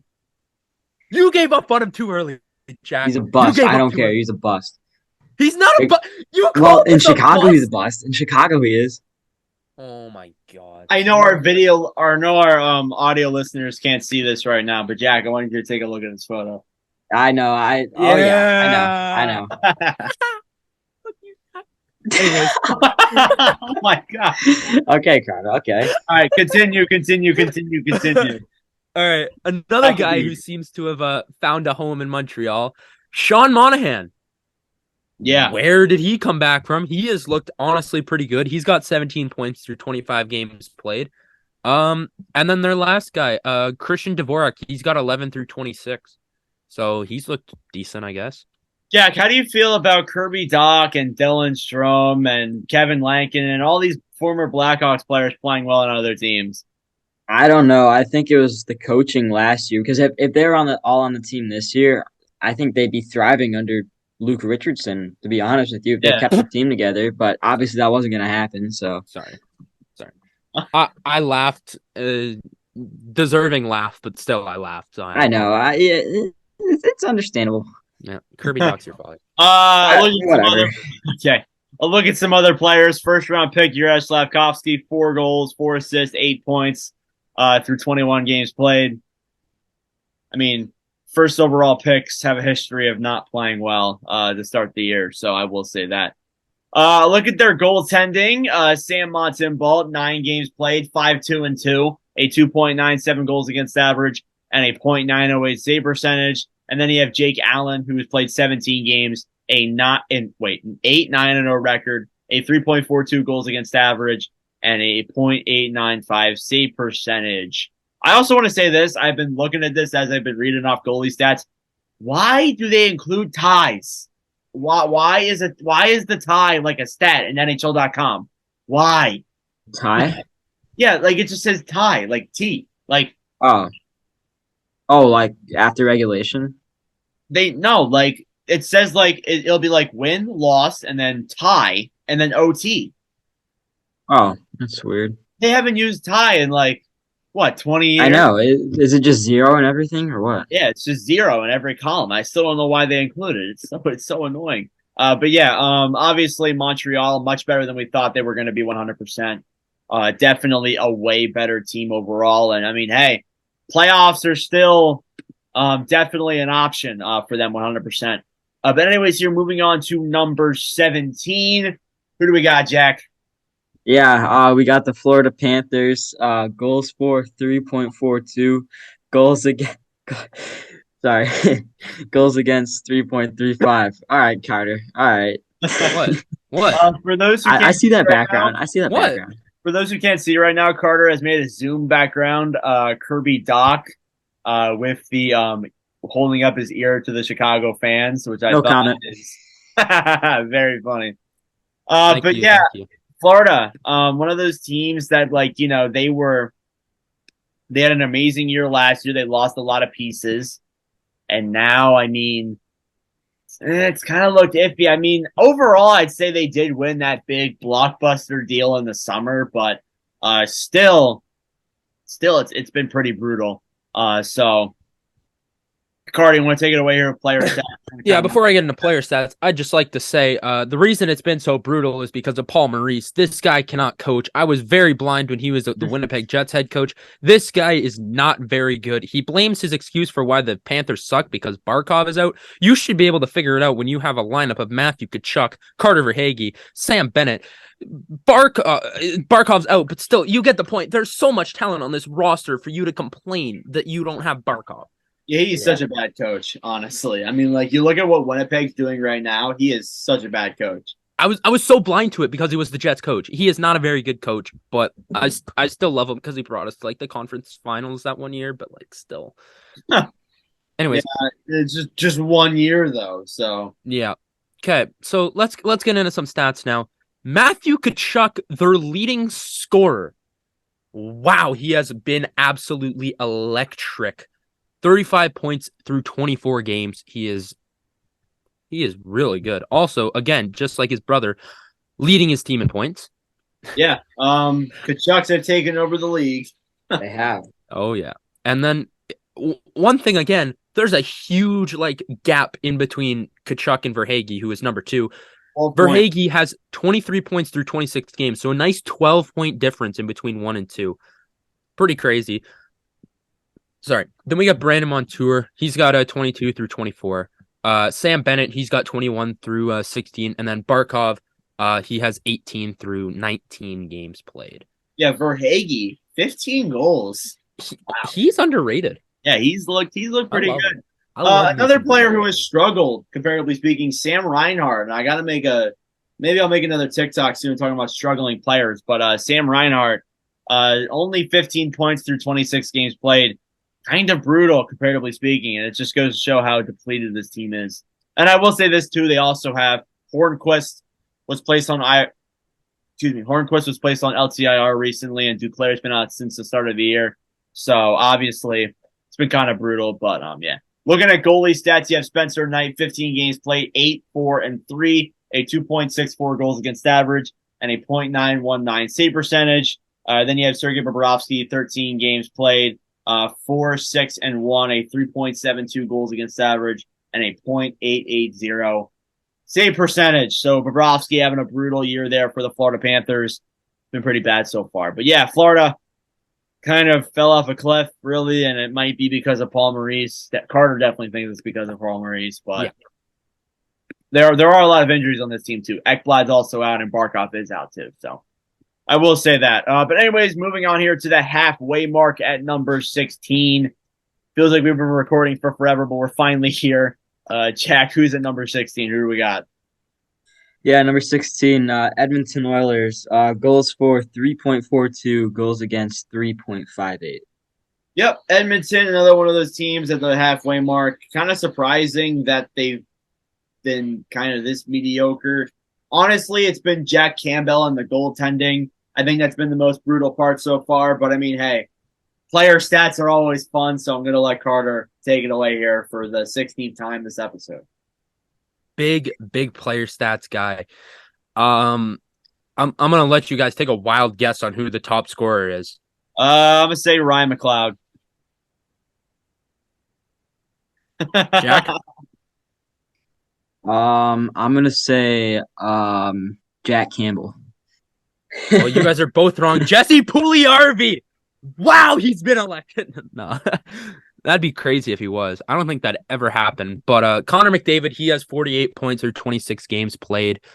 Again, he's the best player in the NHL for a reason. Should I pose for your picture, Nordic? I see the phone out. I'm not taking a picture. What do you mean? Horrible, I see the phone. Carter. That bright Horrible. orange case. So rude. Keep it going, Carter. I want to go to bed. completely agree. All right, and then we got Leon Draisaitl. He's got 42 through 26. They're the 1-2 punch of this team, so it kind of makes sense why they're 1 and 2 there. Ryan Nugent-Hopkins, he's got 27 through 26. Kind of probably overshadowed a bunch by this team or by these guys on this roster, but still, he's very good player. Zach Hyman, honestly, I love Hyman. He is a really good player. He has 26 points through 25 games played.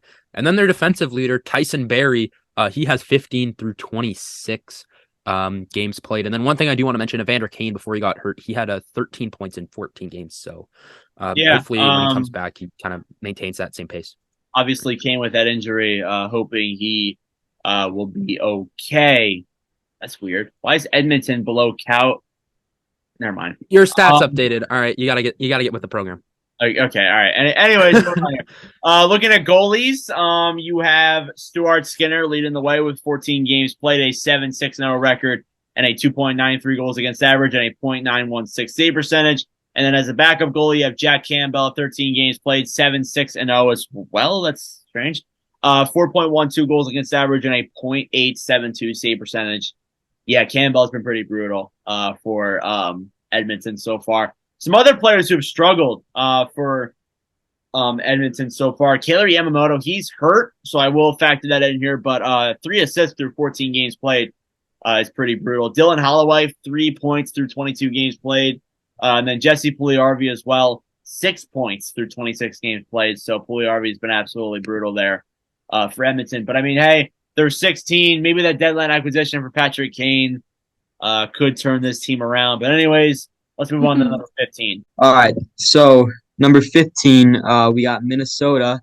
Goals for 3.13, goals against 3.04. Yeah, this team started off kind of iffy. I mean, like, you had the goal. I know I'm supposed to go into the goalie stats later, but like Fleury was horrible at the beginning of the year. Like, they let in like 20 goals in like 3 games. It was outrageous. But they kind of turned it around. Some players, obviously Kaprizov's played pretty good, but I got to leave that to Carter with player stats. 100%. So Kirill Kaprizov, like he was last year, he hasn't missed a beat. He's got 33 points through 25. Matt Zuccarello, dominant last year. He looked unreal. He's a point per game guy this year. He's got 25 through 25. Joel Erikssonek, another guy who's pretty solid for this team. He's got 22 through 25. Matt Boldy, I like this guy. He is a very good player. I like how he plays. He's got 18 points through 25. And then I don't know this guy's first name. I'm going to click. Oh, Kalen Addison. He's not a rookie, I don't think. He is a young guy, 22 years old. He has 14 through 25. Addison is a rookie. He is? Okay. Is he a defenseman? He is. So pretty good numbers for a defenseman. Yeah, he actually especially a rookie defenseman. I mean, this team, another problem that they've lacked last year as well is definitely a lack of scoring. They've kind of been relying on Kaprizov, and I mean, it kind of goes to show. Apart from Kaprizov, nobody on the team has more than 10 goals, so that is kind of concerning. Boldy's close. I And mean, so yeah, is Eriksson Ek. Eriksson Ek and Boley have 9, but still, it still is kind of concerning. I think they definitely need to improve on some scoring, get some scoring players before we can say this team's legit there. As for goalie stats, you have Marc-Andre Fleury, who has really not been that good this year. 9-6-1, a 3.10 goals against average, and a .892 save percentage. Then you have Philip Gustafsson, who has a 4-4-1 record, a 2.75 goals against average, and a .909 save percentage. So, I mean, Fleury looked bad at the beginning. He's gotten a little bit better, but still kind of iffy stats there. And then Gustafsson looked okay in some of the games he's played.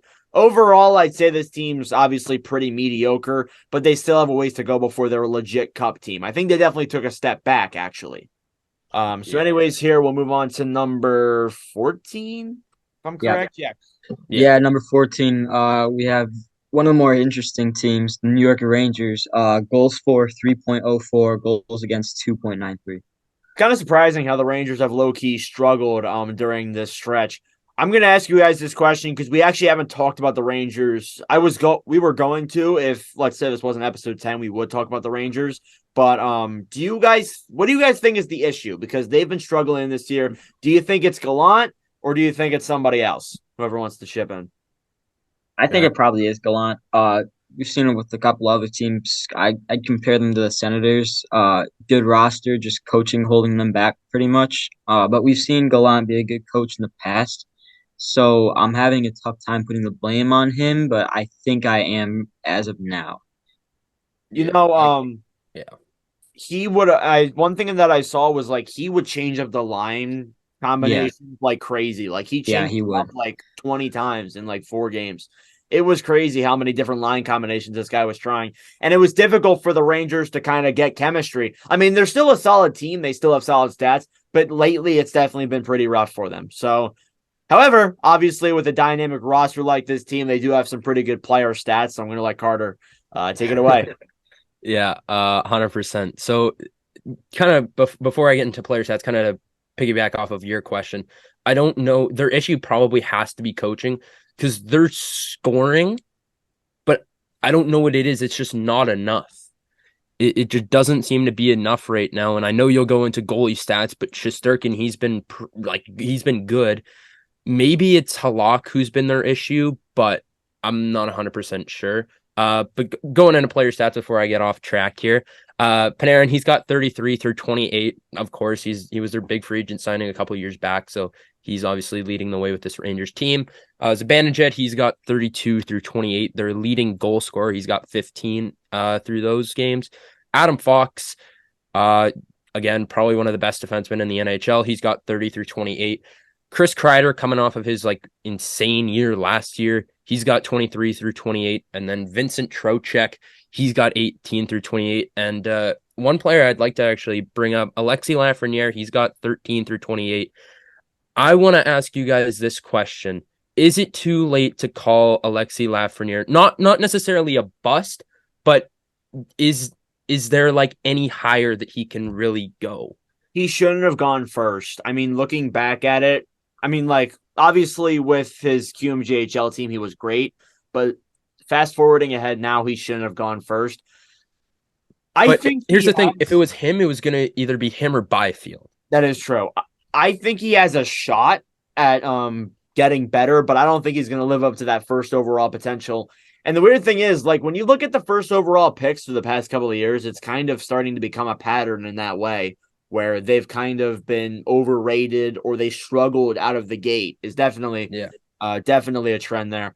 I think Lafreniere can definitely take a step up. I just think he maybe needs the right ice time. Gallant could be the problem with that, but I don't know. I think Lafreniere definitely needs to get better. I think Capo Caco is the one we should be talking about that is a bust. That guy is 9 points in 28 games is brutal.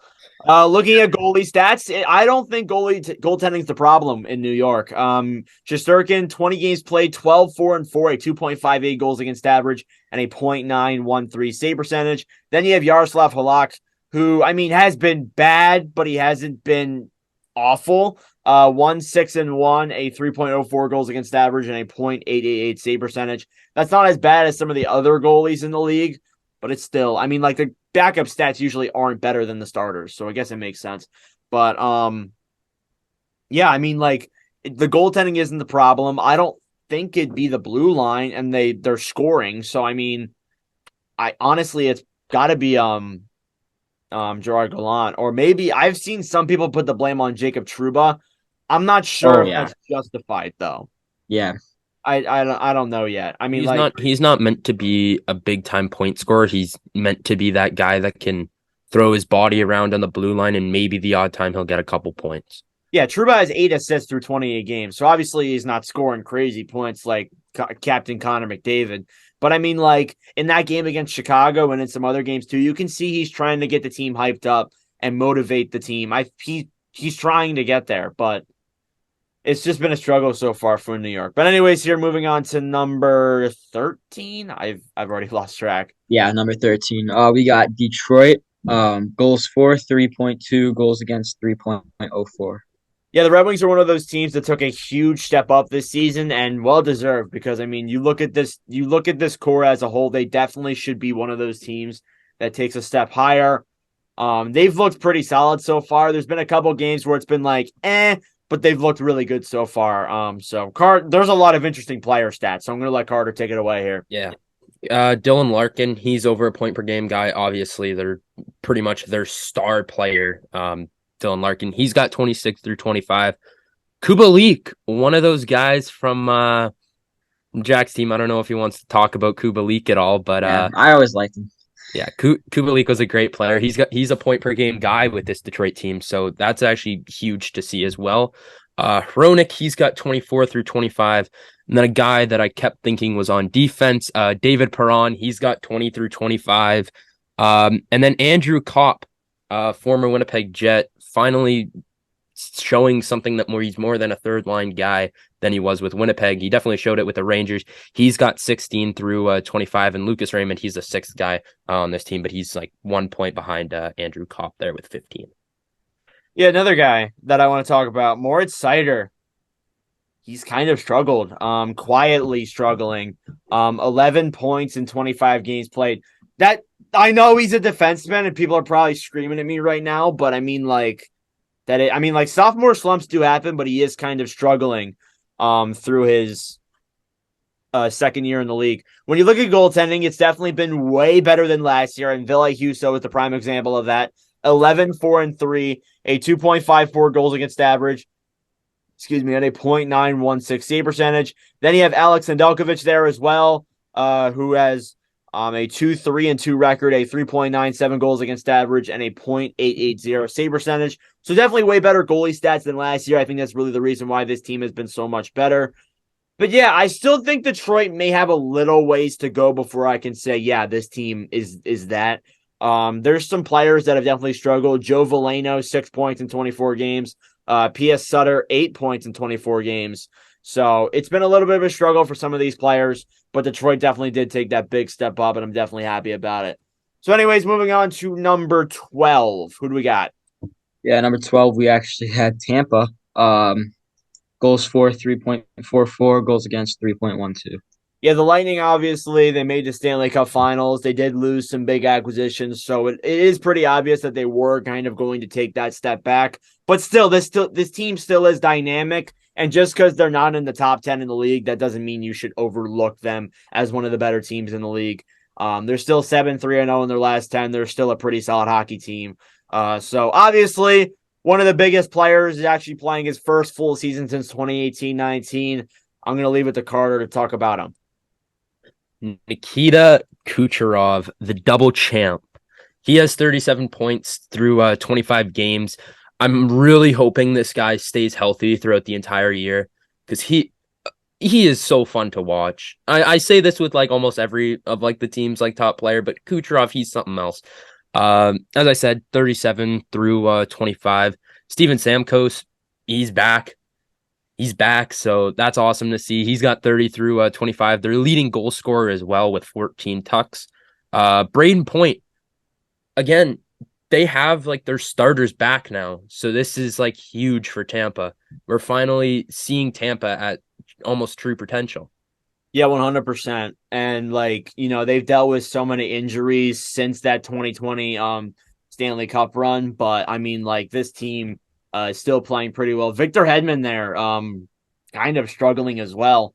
11 points in 23 games. Not something we usually see out of the defender this late in the season or this early in the season. He's usually playing so well. It's December. It's not even late. A guy that's kind of stepped up in him, like not scoring points, is Mikhail Sergachev. Like this guy's got 23 through 25. He's kind of taken that Yeah, spot, I think. definitely. Sergachev's played pretty good. You look at goaltenders, you have Andrei Vasilevsky, 19 games played, a 10-8-1 record, a 2.75 goals against average, and a .909 save percentage. Kind of underwhelming, actually. You'd think that Vasilevsky's stats would be better, but they're kind of underwhelming. They're still good, but they're not as good as Vasilevsky level. You have Brian Elliott there as the backup. He's 5-1-0, a 3.62 goals against average and a .886 save percentage. So obviously this team, they kind of took a step back. I mean, they have a ton of it. They still have a lot of injuries. Sorelli's out as well. Zach Bogosian's out as well, which has hurt that blue line. It's given the opportunity for guys like Nick Perbix to come up into the lineup and have 6 points in 19 games. So obviously they're kind of experimenting with some other players, but obviously this team still has a lot of work to do before they're back to that Stanley Cup level. I'm going to be honest. I don't think they make the Cup Finals this year. There's too many other good teams in the league for them to be one of those good teams again. Anyways, there's too many in that Eastern Conference to comfortably say they're top dog in that area. There's too many teams that have like playoff experience in that conference, but right. So. Anyways, now moving on to number 11. Who do we got, Jack? Yeah, number 11, we got the LA Kings. Goals for 3.43, goals against 3.54.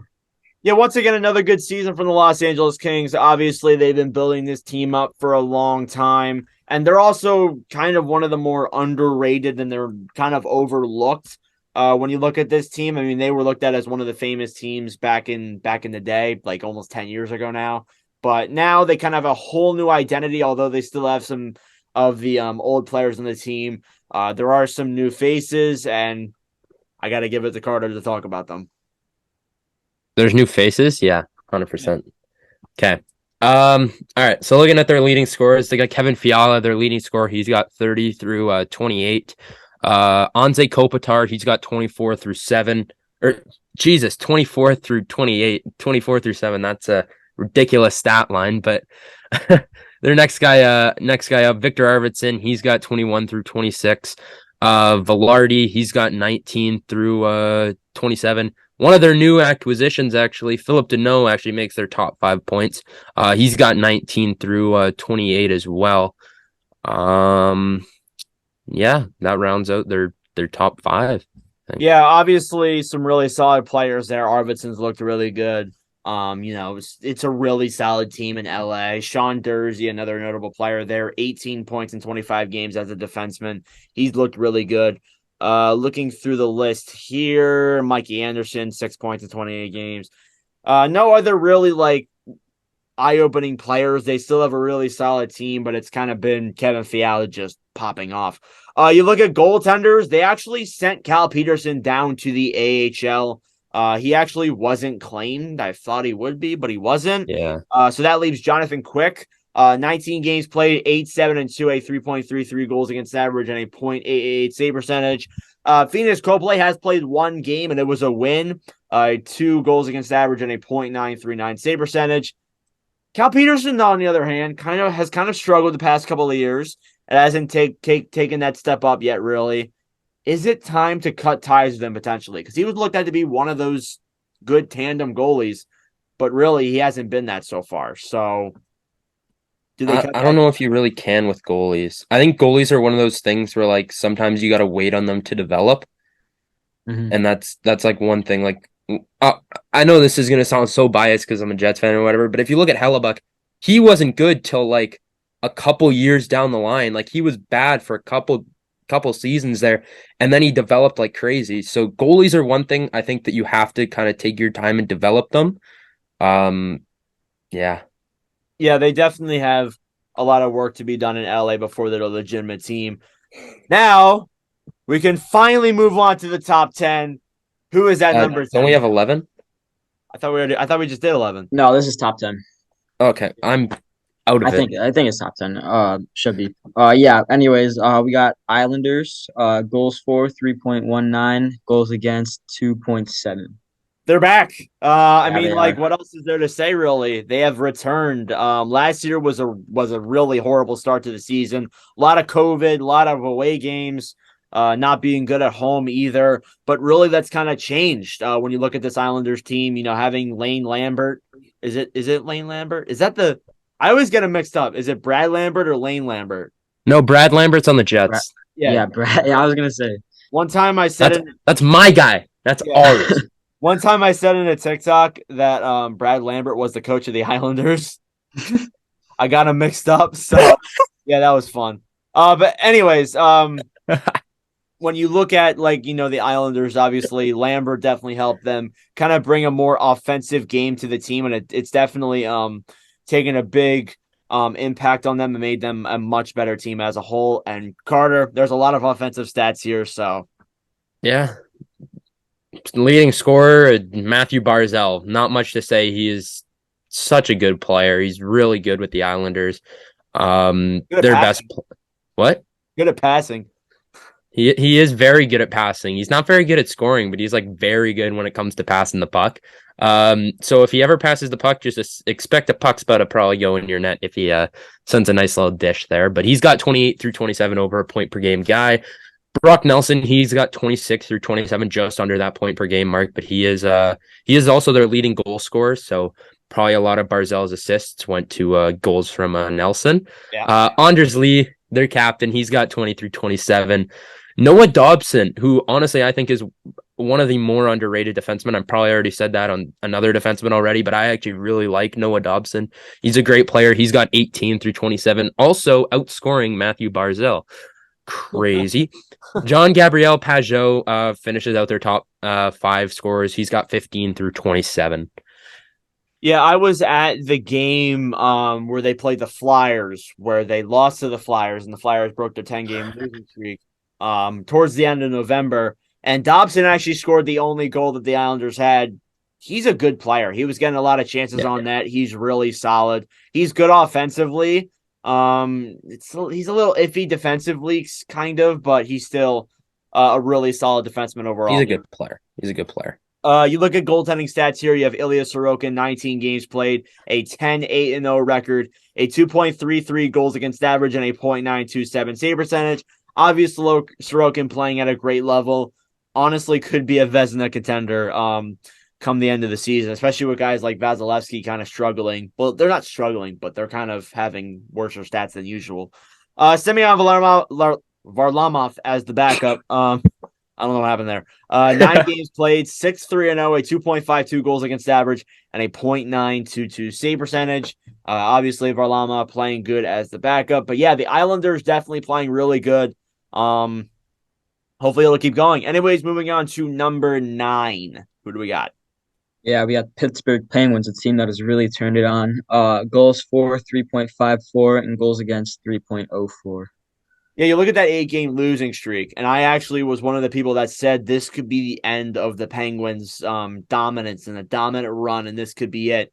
But no, once again, they prove us wrong. Sidney Crosby keeps on staying relevant.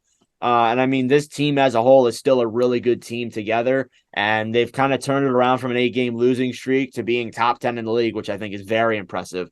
And actually, they only have 8 losses in regulation. I know not all of those are from the 8-game losing streak, but that is still pretty significant. Anyways, Carter, what are the player stats? Looking at the player stats, as you said, Sidney Crosby, relevant again. He was never irrelevant, but he's still just as dominant as he always was. He's got 35 through 26, also their leading goal scorer with 15 goals on the year. Jake Gensel, again, he's good. I don't know what else there is to say. He's good. He's got 26 through 22. Evgeny Malkin, he's got 25 through 26. Not scoring as much as I feel like he probably should, but he's still playing extremely well. Jason Zucker, he's got 18 through 24, and then Ricard Raquel with 16 and 26, and then Brian Rust also with 16 and 26. Yeah, obviously still a really solid team. Malkin definitely coming back from, injuries last year and really playing really good and red hot. You look at goaltender stats here. You have Tristan Jarry, 11, 3 and 3, a 2.75 goals against average and a .919 save percentage. And then you have Casey DeSmith as the backup goalie, 9 games played, a 3-5-1 record, a 3.0 goals against average, and a .908 save percentage. So obviously they're a really good team. Jarry putting up good stats, definitely turned it around, and maybe this could be the year the Penguins kind of make that push, but I think they maybe need to make some deadline acquisitions before we can say, yeah, they're really that team. But anyways, here moving on to number 8, if I'm correct. Number 8. We got the Dallas Stars. Looking like a very good team this year. Goals for 3.73, goals against 2.85. What did I say? Yeah, I know. I forgot to mention that. Yeah, credit to you, Nordic. Second in the division, and guess who they're behind? Winnipeg. Yep. I thought Carter was going to say something, but I guess not. I'll just let the silence and happiness in my face speak for itself. Yeah, exactly. Because it's just so nice to have the best team out of everyone on the podcast. Oh my gosh. Okay. It's just all right now. But like Winnipeg, Dallas is very entertaining to watch. You have so many dynamic players on this team. They are so fun to watch. And I said it. I said this team would be really dynamic and really fun to watch. I said their offense was amazing. Their defense had some things to work on, and their goaltending was going to pop off this year. And that's happened. So I'm going to give Carter player stats, and he can just keep on proving that I am right. You're the best, Nord. You're the best. We all know this. All right. Jason Robertson, he has, of course, to almost no one's surprise, he's done well, not to no one's surprise. I feel like he wasn't expected to do as good as he's doing. He was expected to be a very good player, but I don't think people expected him to be like how he is right now. He's got 41 points through 26 games. I think he's leading in goals. I think him and McDavid are tied as of the moment of right now. Yeah. But he's got 23 goals on the year. Again, he's ridiculous. He's so insane. He's so fun to watch. I'm gonna try and pronounce this right. Rupi Hintz, or is it Rope Hintz? I think it's Rupi. Rupi Hintz. Yeah, Rupi Rupi Hintz. It's Hintz? Oh, yeah. I've been saying it wrong my entire life. Hintz. He is literally another young player that is just unreal. He's got 30 through 25. Joe Pavelski, he's the tip man, but he's got 28 points through 26 games. And then honestly, someone who I quite honestly did not expect to see in the top 4, Jamie Benn. He's a point per game guy. Yeah, Quietly. he really has turned Very back. quiet point scorer. Yeah. He's been like very good for Dallas. He's kind of declined a little bit, but he's still He definitely has, but still there. Yeah. Still a very good player. And then finishing out their top 5 with who other than Tyler Seguin. He only has 4 goals on the year, so he's not scoring as much as Seguin probably should be, but he's still It's still Still I very mean, good. it's still kind of an improvement. Last year was a bad year for him too, so it's not that bad. Looking at the stats here, Ty Dellandrea, I'm looking at Mason Marchman. 4 goals, 9 assists, looking pretty impressive there so far for Dallas. You look at it in net, you have Jake Ottinger, who is one of the most underrated and best goalies in the league. 18 games played, 9, 3 and 3, a 2.54 goals against average, and a .916 save percentage. And as your backup, you have Scott Wedgwood, who in 11 games played has a 5-4-2 record, a 3.04 goals against average, and a .908 save percentage. So obviously Dallas, another one of those really good teams, and the goaltending's definitely helped, and the player stats have definitely helped. We'll see if they'll be better than Winnipeg in the coming days. But anyway, yeah, okay, all right, yeah, I figured that was coming from you, Carter. Yeah. Josh Morrissey literally owns the Dallas Stars. I just want everyone to know this. All right. Okay. Anyways, we're gonna take a little break here, and then we will finish this off with the final 7 teams. All right, so coming in at number 7, we got the Seattle Kraken, another surprising team that cracks the top 10 here. Goals for 3.6, goals against 3.16. Get it? Kraken Yeah, cracks the top 10. okay, I didn't even mean to do that. Not gonna lie. Look at you, Jack the I Judge. know. you're Look at me so go. funny. It's just natural. You're so funny. I know. Who expected Seattle to be this good? I want to just any of you. Did you guys expect this?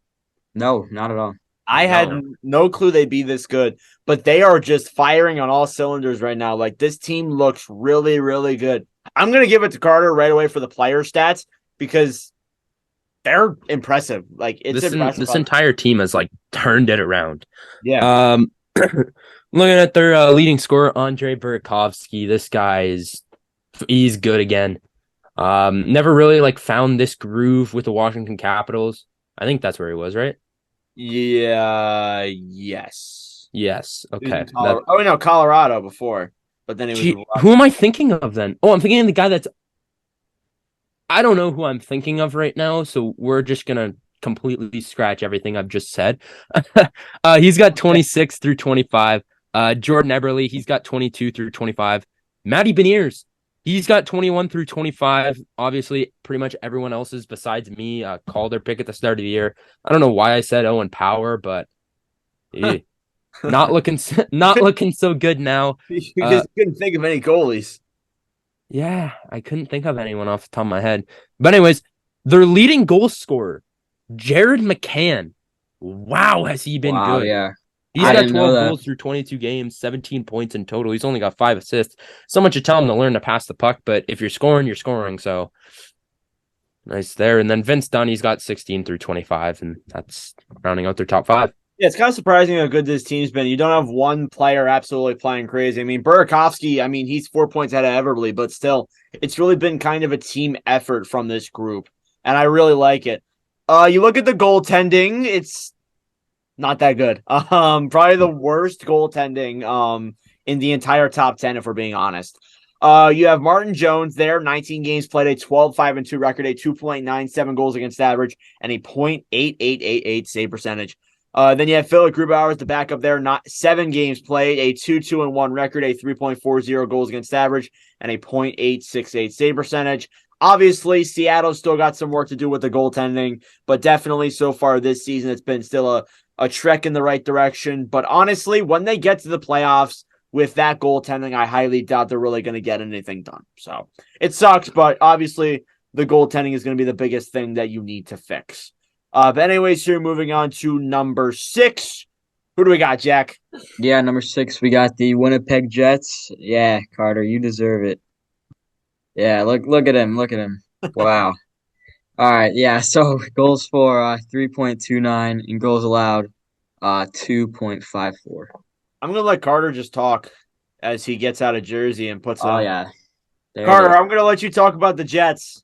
And then you can just dive straight into player stats whenever you want to, because this is your team. I am just absolutely buzzing right now. Jets are what is going on with them? They're finding their groove. Paul Maurice, I talked about this with the Florida Panthers, sucks. It's proven. We didn't change much this year. We didn't change anything. Cole Perfetti got better. That's pretty much about it. Yeah, basically. Coaching was our issue, and we tackled it, and now look where we are. 6th best in the league. It's awesome. I love being a Jets fan. You guys are like very upset right now. You guys like just looking down at your phones. I don't care. Jets Nation, stand up. Wow. Okay, player stats. Josh Norrisy, 27 through 24. Oh my gosh, this guy has found a new gear, and it is awesome. I am a big fan of Norrisy. Wow. He has been awesome. Kyle Connor, he's finding his scoring groove. He was slow last year, put up close to 50. Slow this year. Is he going to put up 50? I don't know. I think he will. Anyways, Pierre-Luc Dubois, trade talks all season. I think he's going to stay now because we're actually winning games. He's got 25 through 24 with 11 goals. Not our leading goal scorer, but he's elite. Blake Wheeler, I talked about why we should trade him. to be honest, I still do think that we should look at trading him because he's like really good now. So maybe like we could get a nice return for him. But anyways, he's been really good. He's got 23 points through 24. Why? How? This is awesome. Mark Scheifele, our leading goal scorer, 15 goals this year, 21 points in 24 games. Yeah, Cole Perfetti. I love Cole. I'm probably gonna get a Cole Perfetti jersey at some point soon. He is absolutely unreal. I love me some Cole Perfetti. He's got 16 through 24. I know that he's like their sixth guy, but yeah, again, just firing on all cylinders. This is just awesome to see. Yeah, I'm not gonna lie. I'm not gonna lie to you. This team has been exceptionally good. Like surprisingly really good. Like I think Carter was even saying that this team was going to be pretty bad. Oh, 100%. Yeah. But when you look at goalie stats, Hellebuck, 19 games played, 13-5-1, a 2.26 goals against average, and a .932 save percentage, playing that at that elite level as always. Then you have David Riddick, 5 games played, 3-2-0, a 3.07 goals against average, and a .881 save percentage. Obviously, a really solid team as a whole, and the Jets are there. We'll see if they can keep this going and maybe carry it into the playoffs as Carter dances in his room. But anyways, so right now. We're going to move on to number 5, moving into the top 5. Who do we got, Jack? Yeah, starting off top 5, we got Carolina Hurricanes, team with high expectations and living up to it. Goals for 2.88, goals allowed 2.77. You know, they were a little bit iffy there in between states, but I think definitely the Hurricanes have definitely turned it around and are playing some of their best hockey right now. There's really no one solidified player that is really kind of taking the lead over this team. And like in previous years, it's kind of been a team effort. So I'm going to hand it over to Carter to talk about how this team is kind of just all over when it comes to points. Yeah, this team is very deep. Like, as we know, Carolina always seems to have like somewhat of a very deep roster. Martin Necas, I think that's how you pronounce it. He's got 28 through 26. Sebastian Aho, probably their best player for a long time. He's going to continue to be their best player. He's got 27 through 26. Andrei Svechnikov, he's got 25 through 26. He's got 15 goals. Their leading goal scorer. Their big acquisition in the offseason, Brent Burns, he's looked sharp with this Hurricanes team. He's got 19 through 26. And then Martinook, he's got 13 through 26, and so does Seth Jarvis. Yeah, Martinook is shocking. Jordan Martinook in the top 5? Wow. Pretty much like right after like Brent Burns, he's got 19, and then it drops to Martinook with 13. There's like a decent gap in between there, but still, like the rest of the team is very deep still. Yeah, only a couple guys that don't have points, but yeah, the core is still very solid. Kakanyemi there, I'd like to mention how he's going to be in Carolina for the next 7 years. He only has 5 goals in 26 games. Tara Vinen as well has kind of struggled. 7 points through 16 games. I think he might be hurt there a little bit, but still kind of underwhelming stats for a player like him. You look at goaltending, you have 3 goalies in here, obviously, starting off with Frederik Andersen, who has kind of been iffy this year. 5-3-0, a 2.72 goals against average, and a .891 save percentage. Then you have Antti Raanta, 9 games played, a 4-2-2 record, a 2.62 goals against average, and a .894 save percentage. And then last but not least, you have Pyotr Kochetov, through 10 games played as a 5-1-4 record, a 2.44 goals against average, and a .914 save percentage. Goaltending's kind of been a little bit different this season with the Carolina Hurricanes, but obviously they're still a really solid team and still picking up the pace. Anyways, we'll move on to number 4. Yeah, number 4, another team with high expectations, obviously not in the playoffs. The Toronto Maple Leafs, goals for 3.07, goals against 2.41. Yep, obviously another really good team here. Obviously they started off the season bad as they usually do, but they've obviously turned it around. And I mean, hey, there's really, if you're looking at a player, there's really one player right now in Toronto that has been absolutely insane. And I'm going to let Carter talk about him. Mitchell Marner, after today's game, at the time of recording this, it's 21 points streak now. He's got 32 through his 27 games played. I don't know when this is gonna stop. I mean, we asked this question last time, and after going through a couple more games, how long do you guys realistically think this could go? I think he's not going to break the record because the record's like 51 by Wayne Gretzky. I highly doubt that. But I could see it going as far as maybe 30. I think he could reach at least at 30, and maybe it can go even further than that. Who knows? I mean, Marner's been like firing on all cylinders right now. He's been absolutely crazy. So it could go anyway. Yeah. I don't know when this thing can end, but I don't know. He's been electric so far. Austin Matthews, he's not necessarily back to his 60 goal season that he was last year, but he's definitely started to pick up the pace after a slow start to this season. He's got 30 through 27. John Tavares, he's got 27 through in 27, a point per game guy. William Nylander, he's got 26 through 27. And then Michael Bunting, 17 through 27 into his sophomore season as a 28-year-old, 27-year-old. That's actually crazy when you think about it. Yeah, I know. But yeah, obviously Toronto, they're big five guys flying on all cylinders. Morgan Riley doesn't even have a goal yet, which I kind of found surprising. Kerfoot actually kind of struggling, 11 points in 27 games played. Kind of surprising. But then again, or I almost said O'Reilly. Riley's kind of missed a couple games, so I guess it makes sense. When you look in net, you start off here with Ilya Samsonov, who has actually been really good.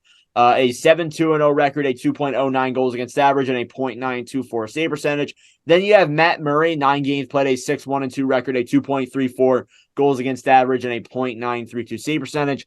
Obviously, that goaltending was really underrated, and I was definitely one of the people that doubted it. But of course, like a lot of things, I was wrong. So definitely good there for Toronto, and we'll see if they can finally make it past the first round this year. Anyways, I'll hand it over to Jack, and we'll go over number 3. Yeah, number 3, we got Vegas. Goals for 3.41, goals allowed 2.63, and really good start to the year. Yeah, you guys want to know where I had them? At the bottom. You had them missing the playoffs, right? 7th in the division. Yeah, that looks awesome for me, right? I was definitely to be honest, I don't think any of us were actually high on Vegas. Like to be fair to you, I don't think any of us were high on Vegas. Coach Cassidy's been really made this team look good, and they should be good, but they don't even have Robin Leonard, I don't think, still. I was worried about the goaltending, but the goaltending has looked awesome. Thompson. Honestly. LT. I'll give it over to you, Carter, because there's one player who has been leading the way, and it looks like he's gotten his revenge on this year. Jack Eichel. Wow. Tage Thompson. He's got 29 points through 26 games, and I mean, like, let's be honest here. Tage Thompson, he's only 8 points behind if we're only taking his goals. Yeah. Like, honestly, like, this team has been... Anyways. He's been crazy. That was such a shitty laugh. I'm so sorry you all had to hear me. Chandler Stevenson, he's got 22 through 28. Shea Theodore tied with him as well, 22 through 28. Jonathan Marchessault, he's got 21 through 28. And Mark Stone as well, tied with him there.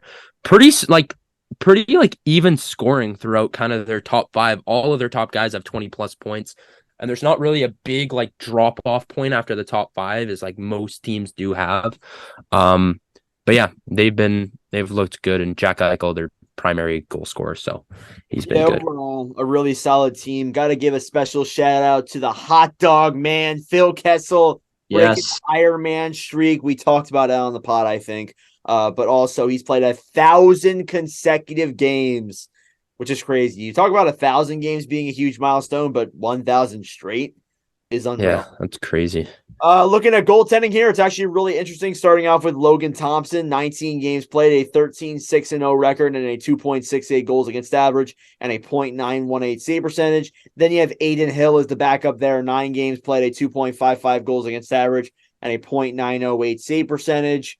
Obviously that was one of the things that I doubted when I put Vegas at 7. I said that the goaltending was going to be the reason why they were going to be bad, but Thompson's definitely proved me wrong, and I'm honestly kind of glad about it because I've really enjoyed watching Vegas play.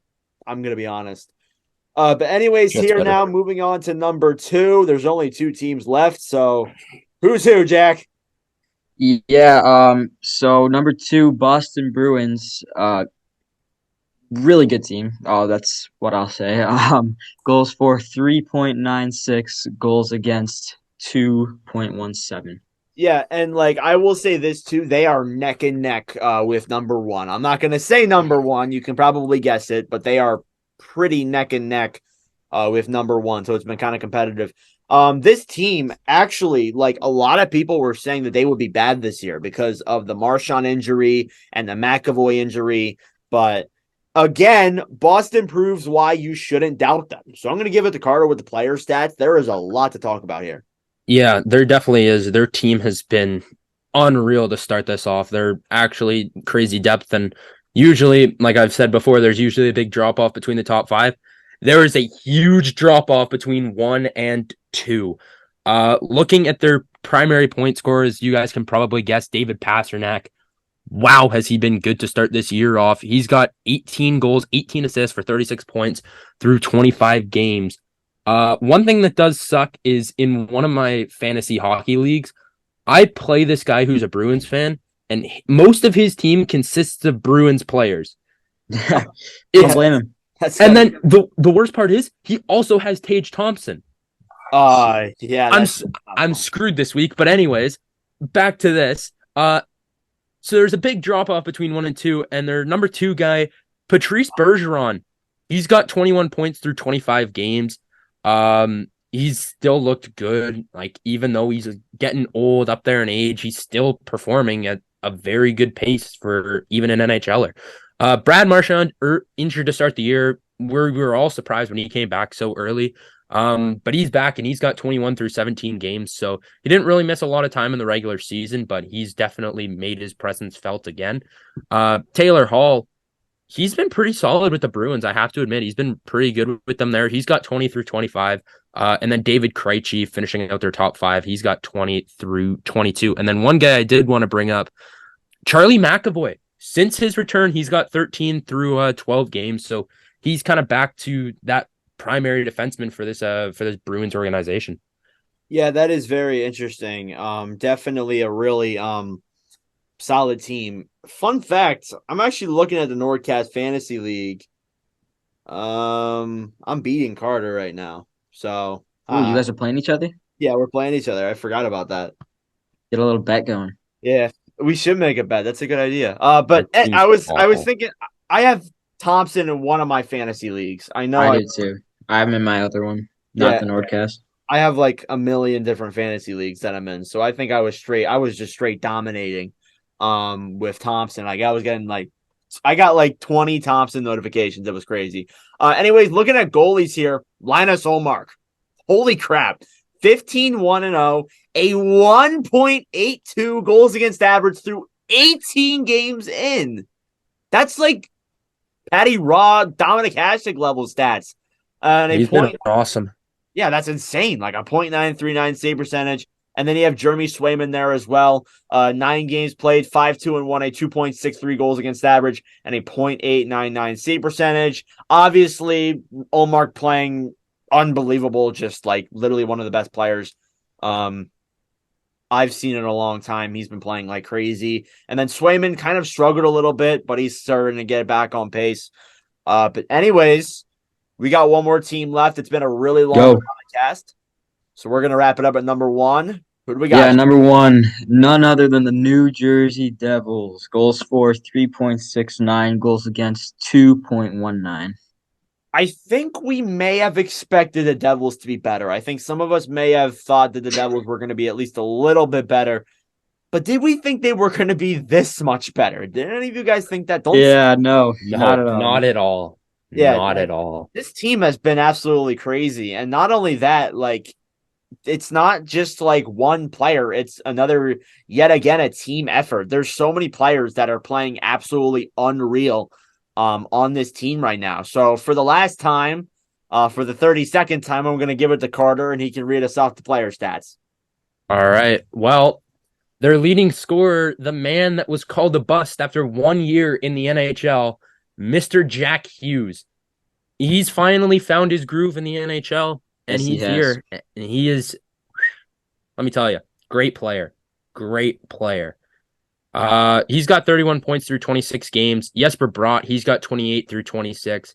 Nico Hischier, another guy that was a first overall pick, kind of wasn't living up to his expectations. He's living up to it now. He's got 27 through 25. Dougie Hamilton, I can't remember. Was he on the team last year? I can't remember. He was. Okay, so he wasn't a free agent acquisition. I can never remember with him. But in his second year with them, he's got 19 through 26. And then Thomas Tatar, he's got 15 through 26. Yeah, definitely a really solid team as a whole. Almost everybody's playing really good right now, and I think it's great. And even with Andre Palat out, they're still really, really solid. When you look at goalies, you start off here with Vitek Vanacek, and really, I'm going to be honest, like the goalies are the sole reason why this team has turned it around.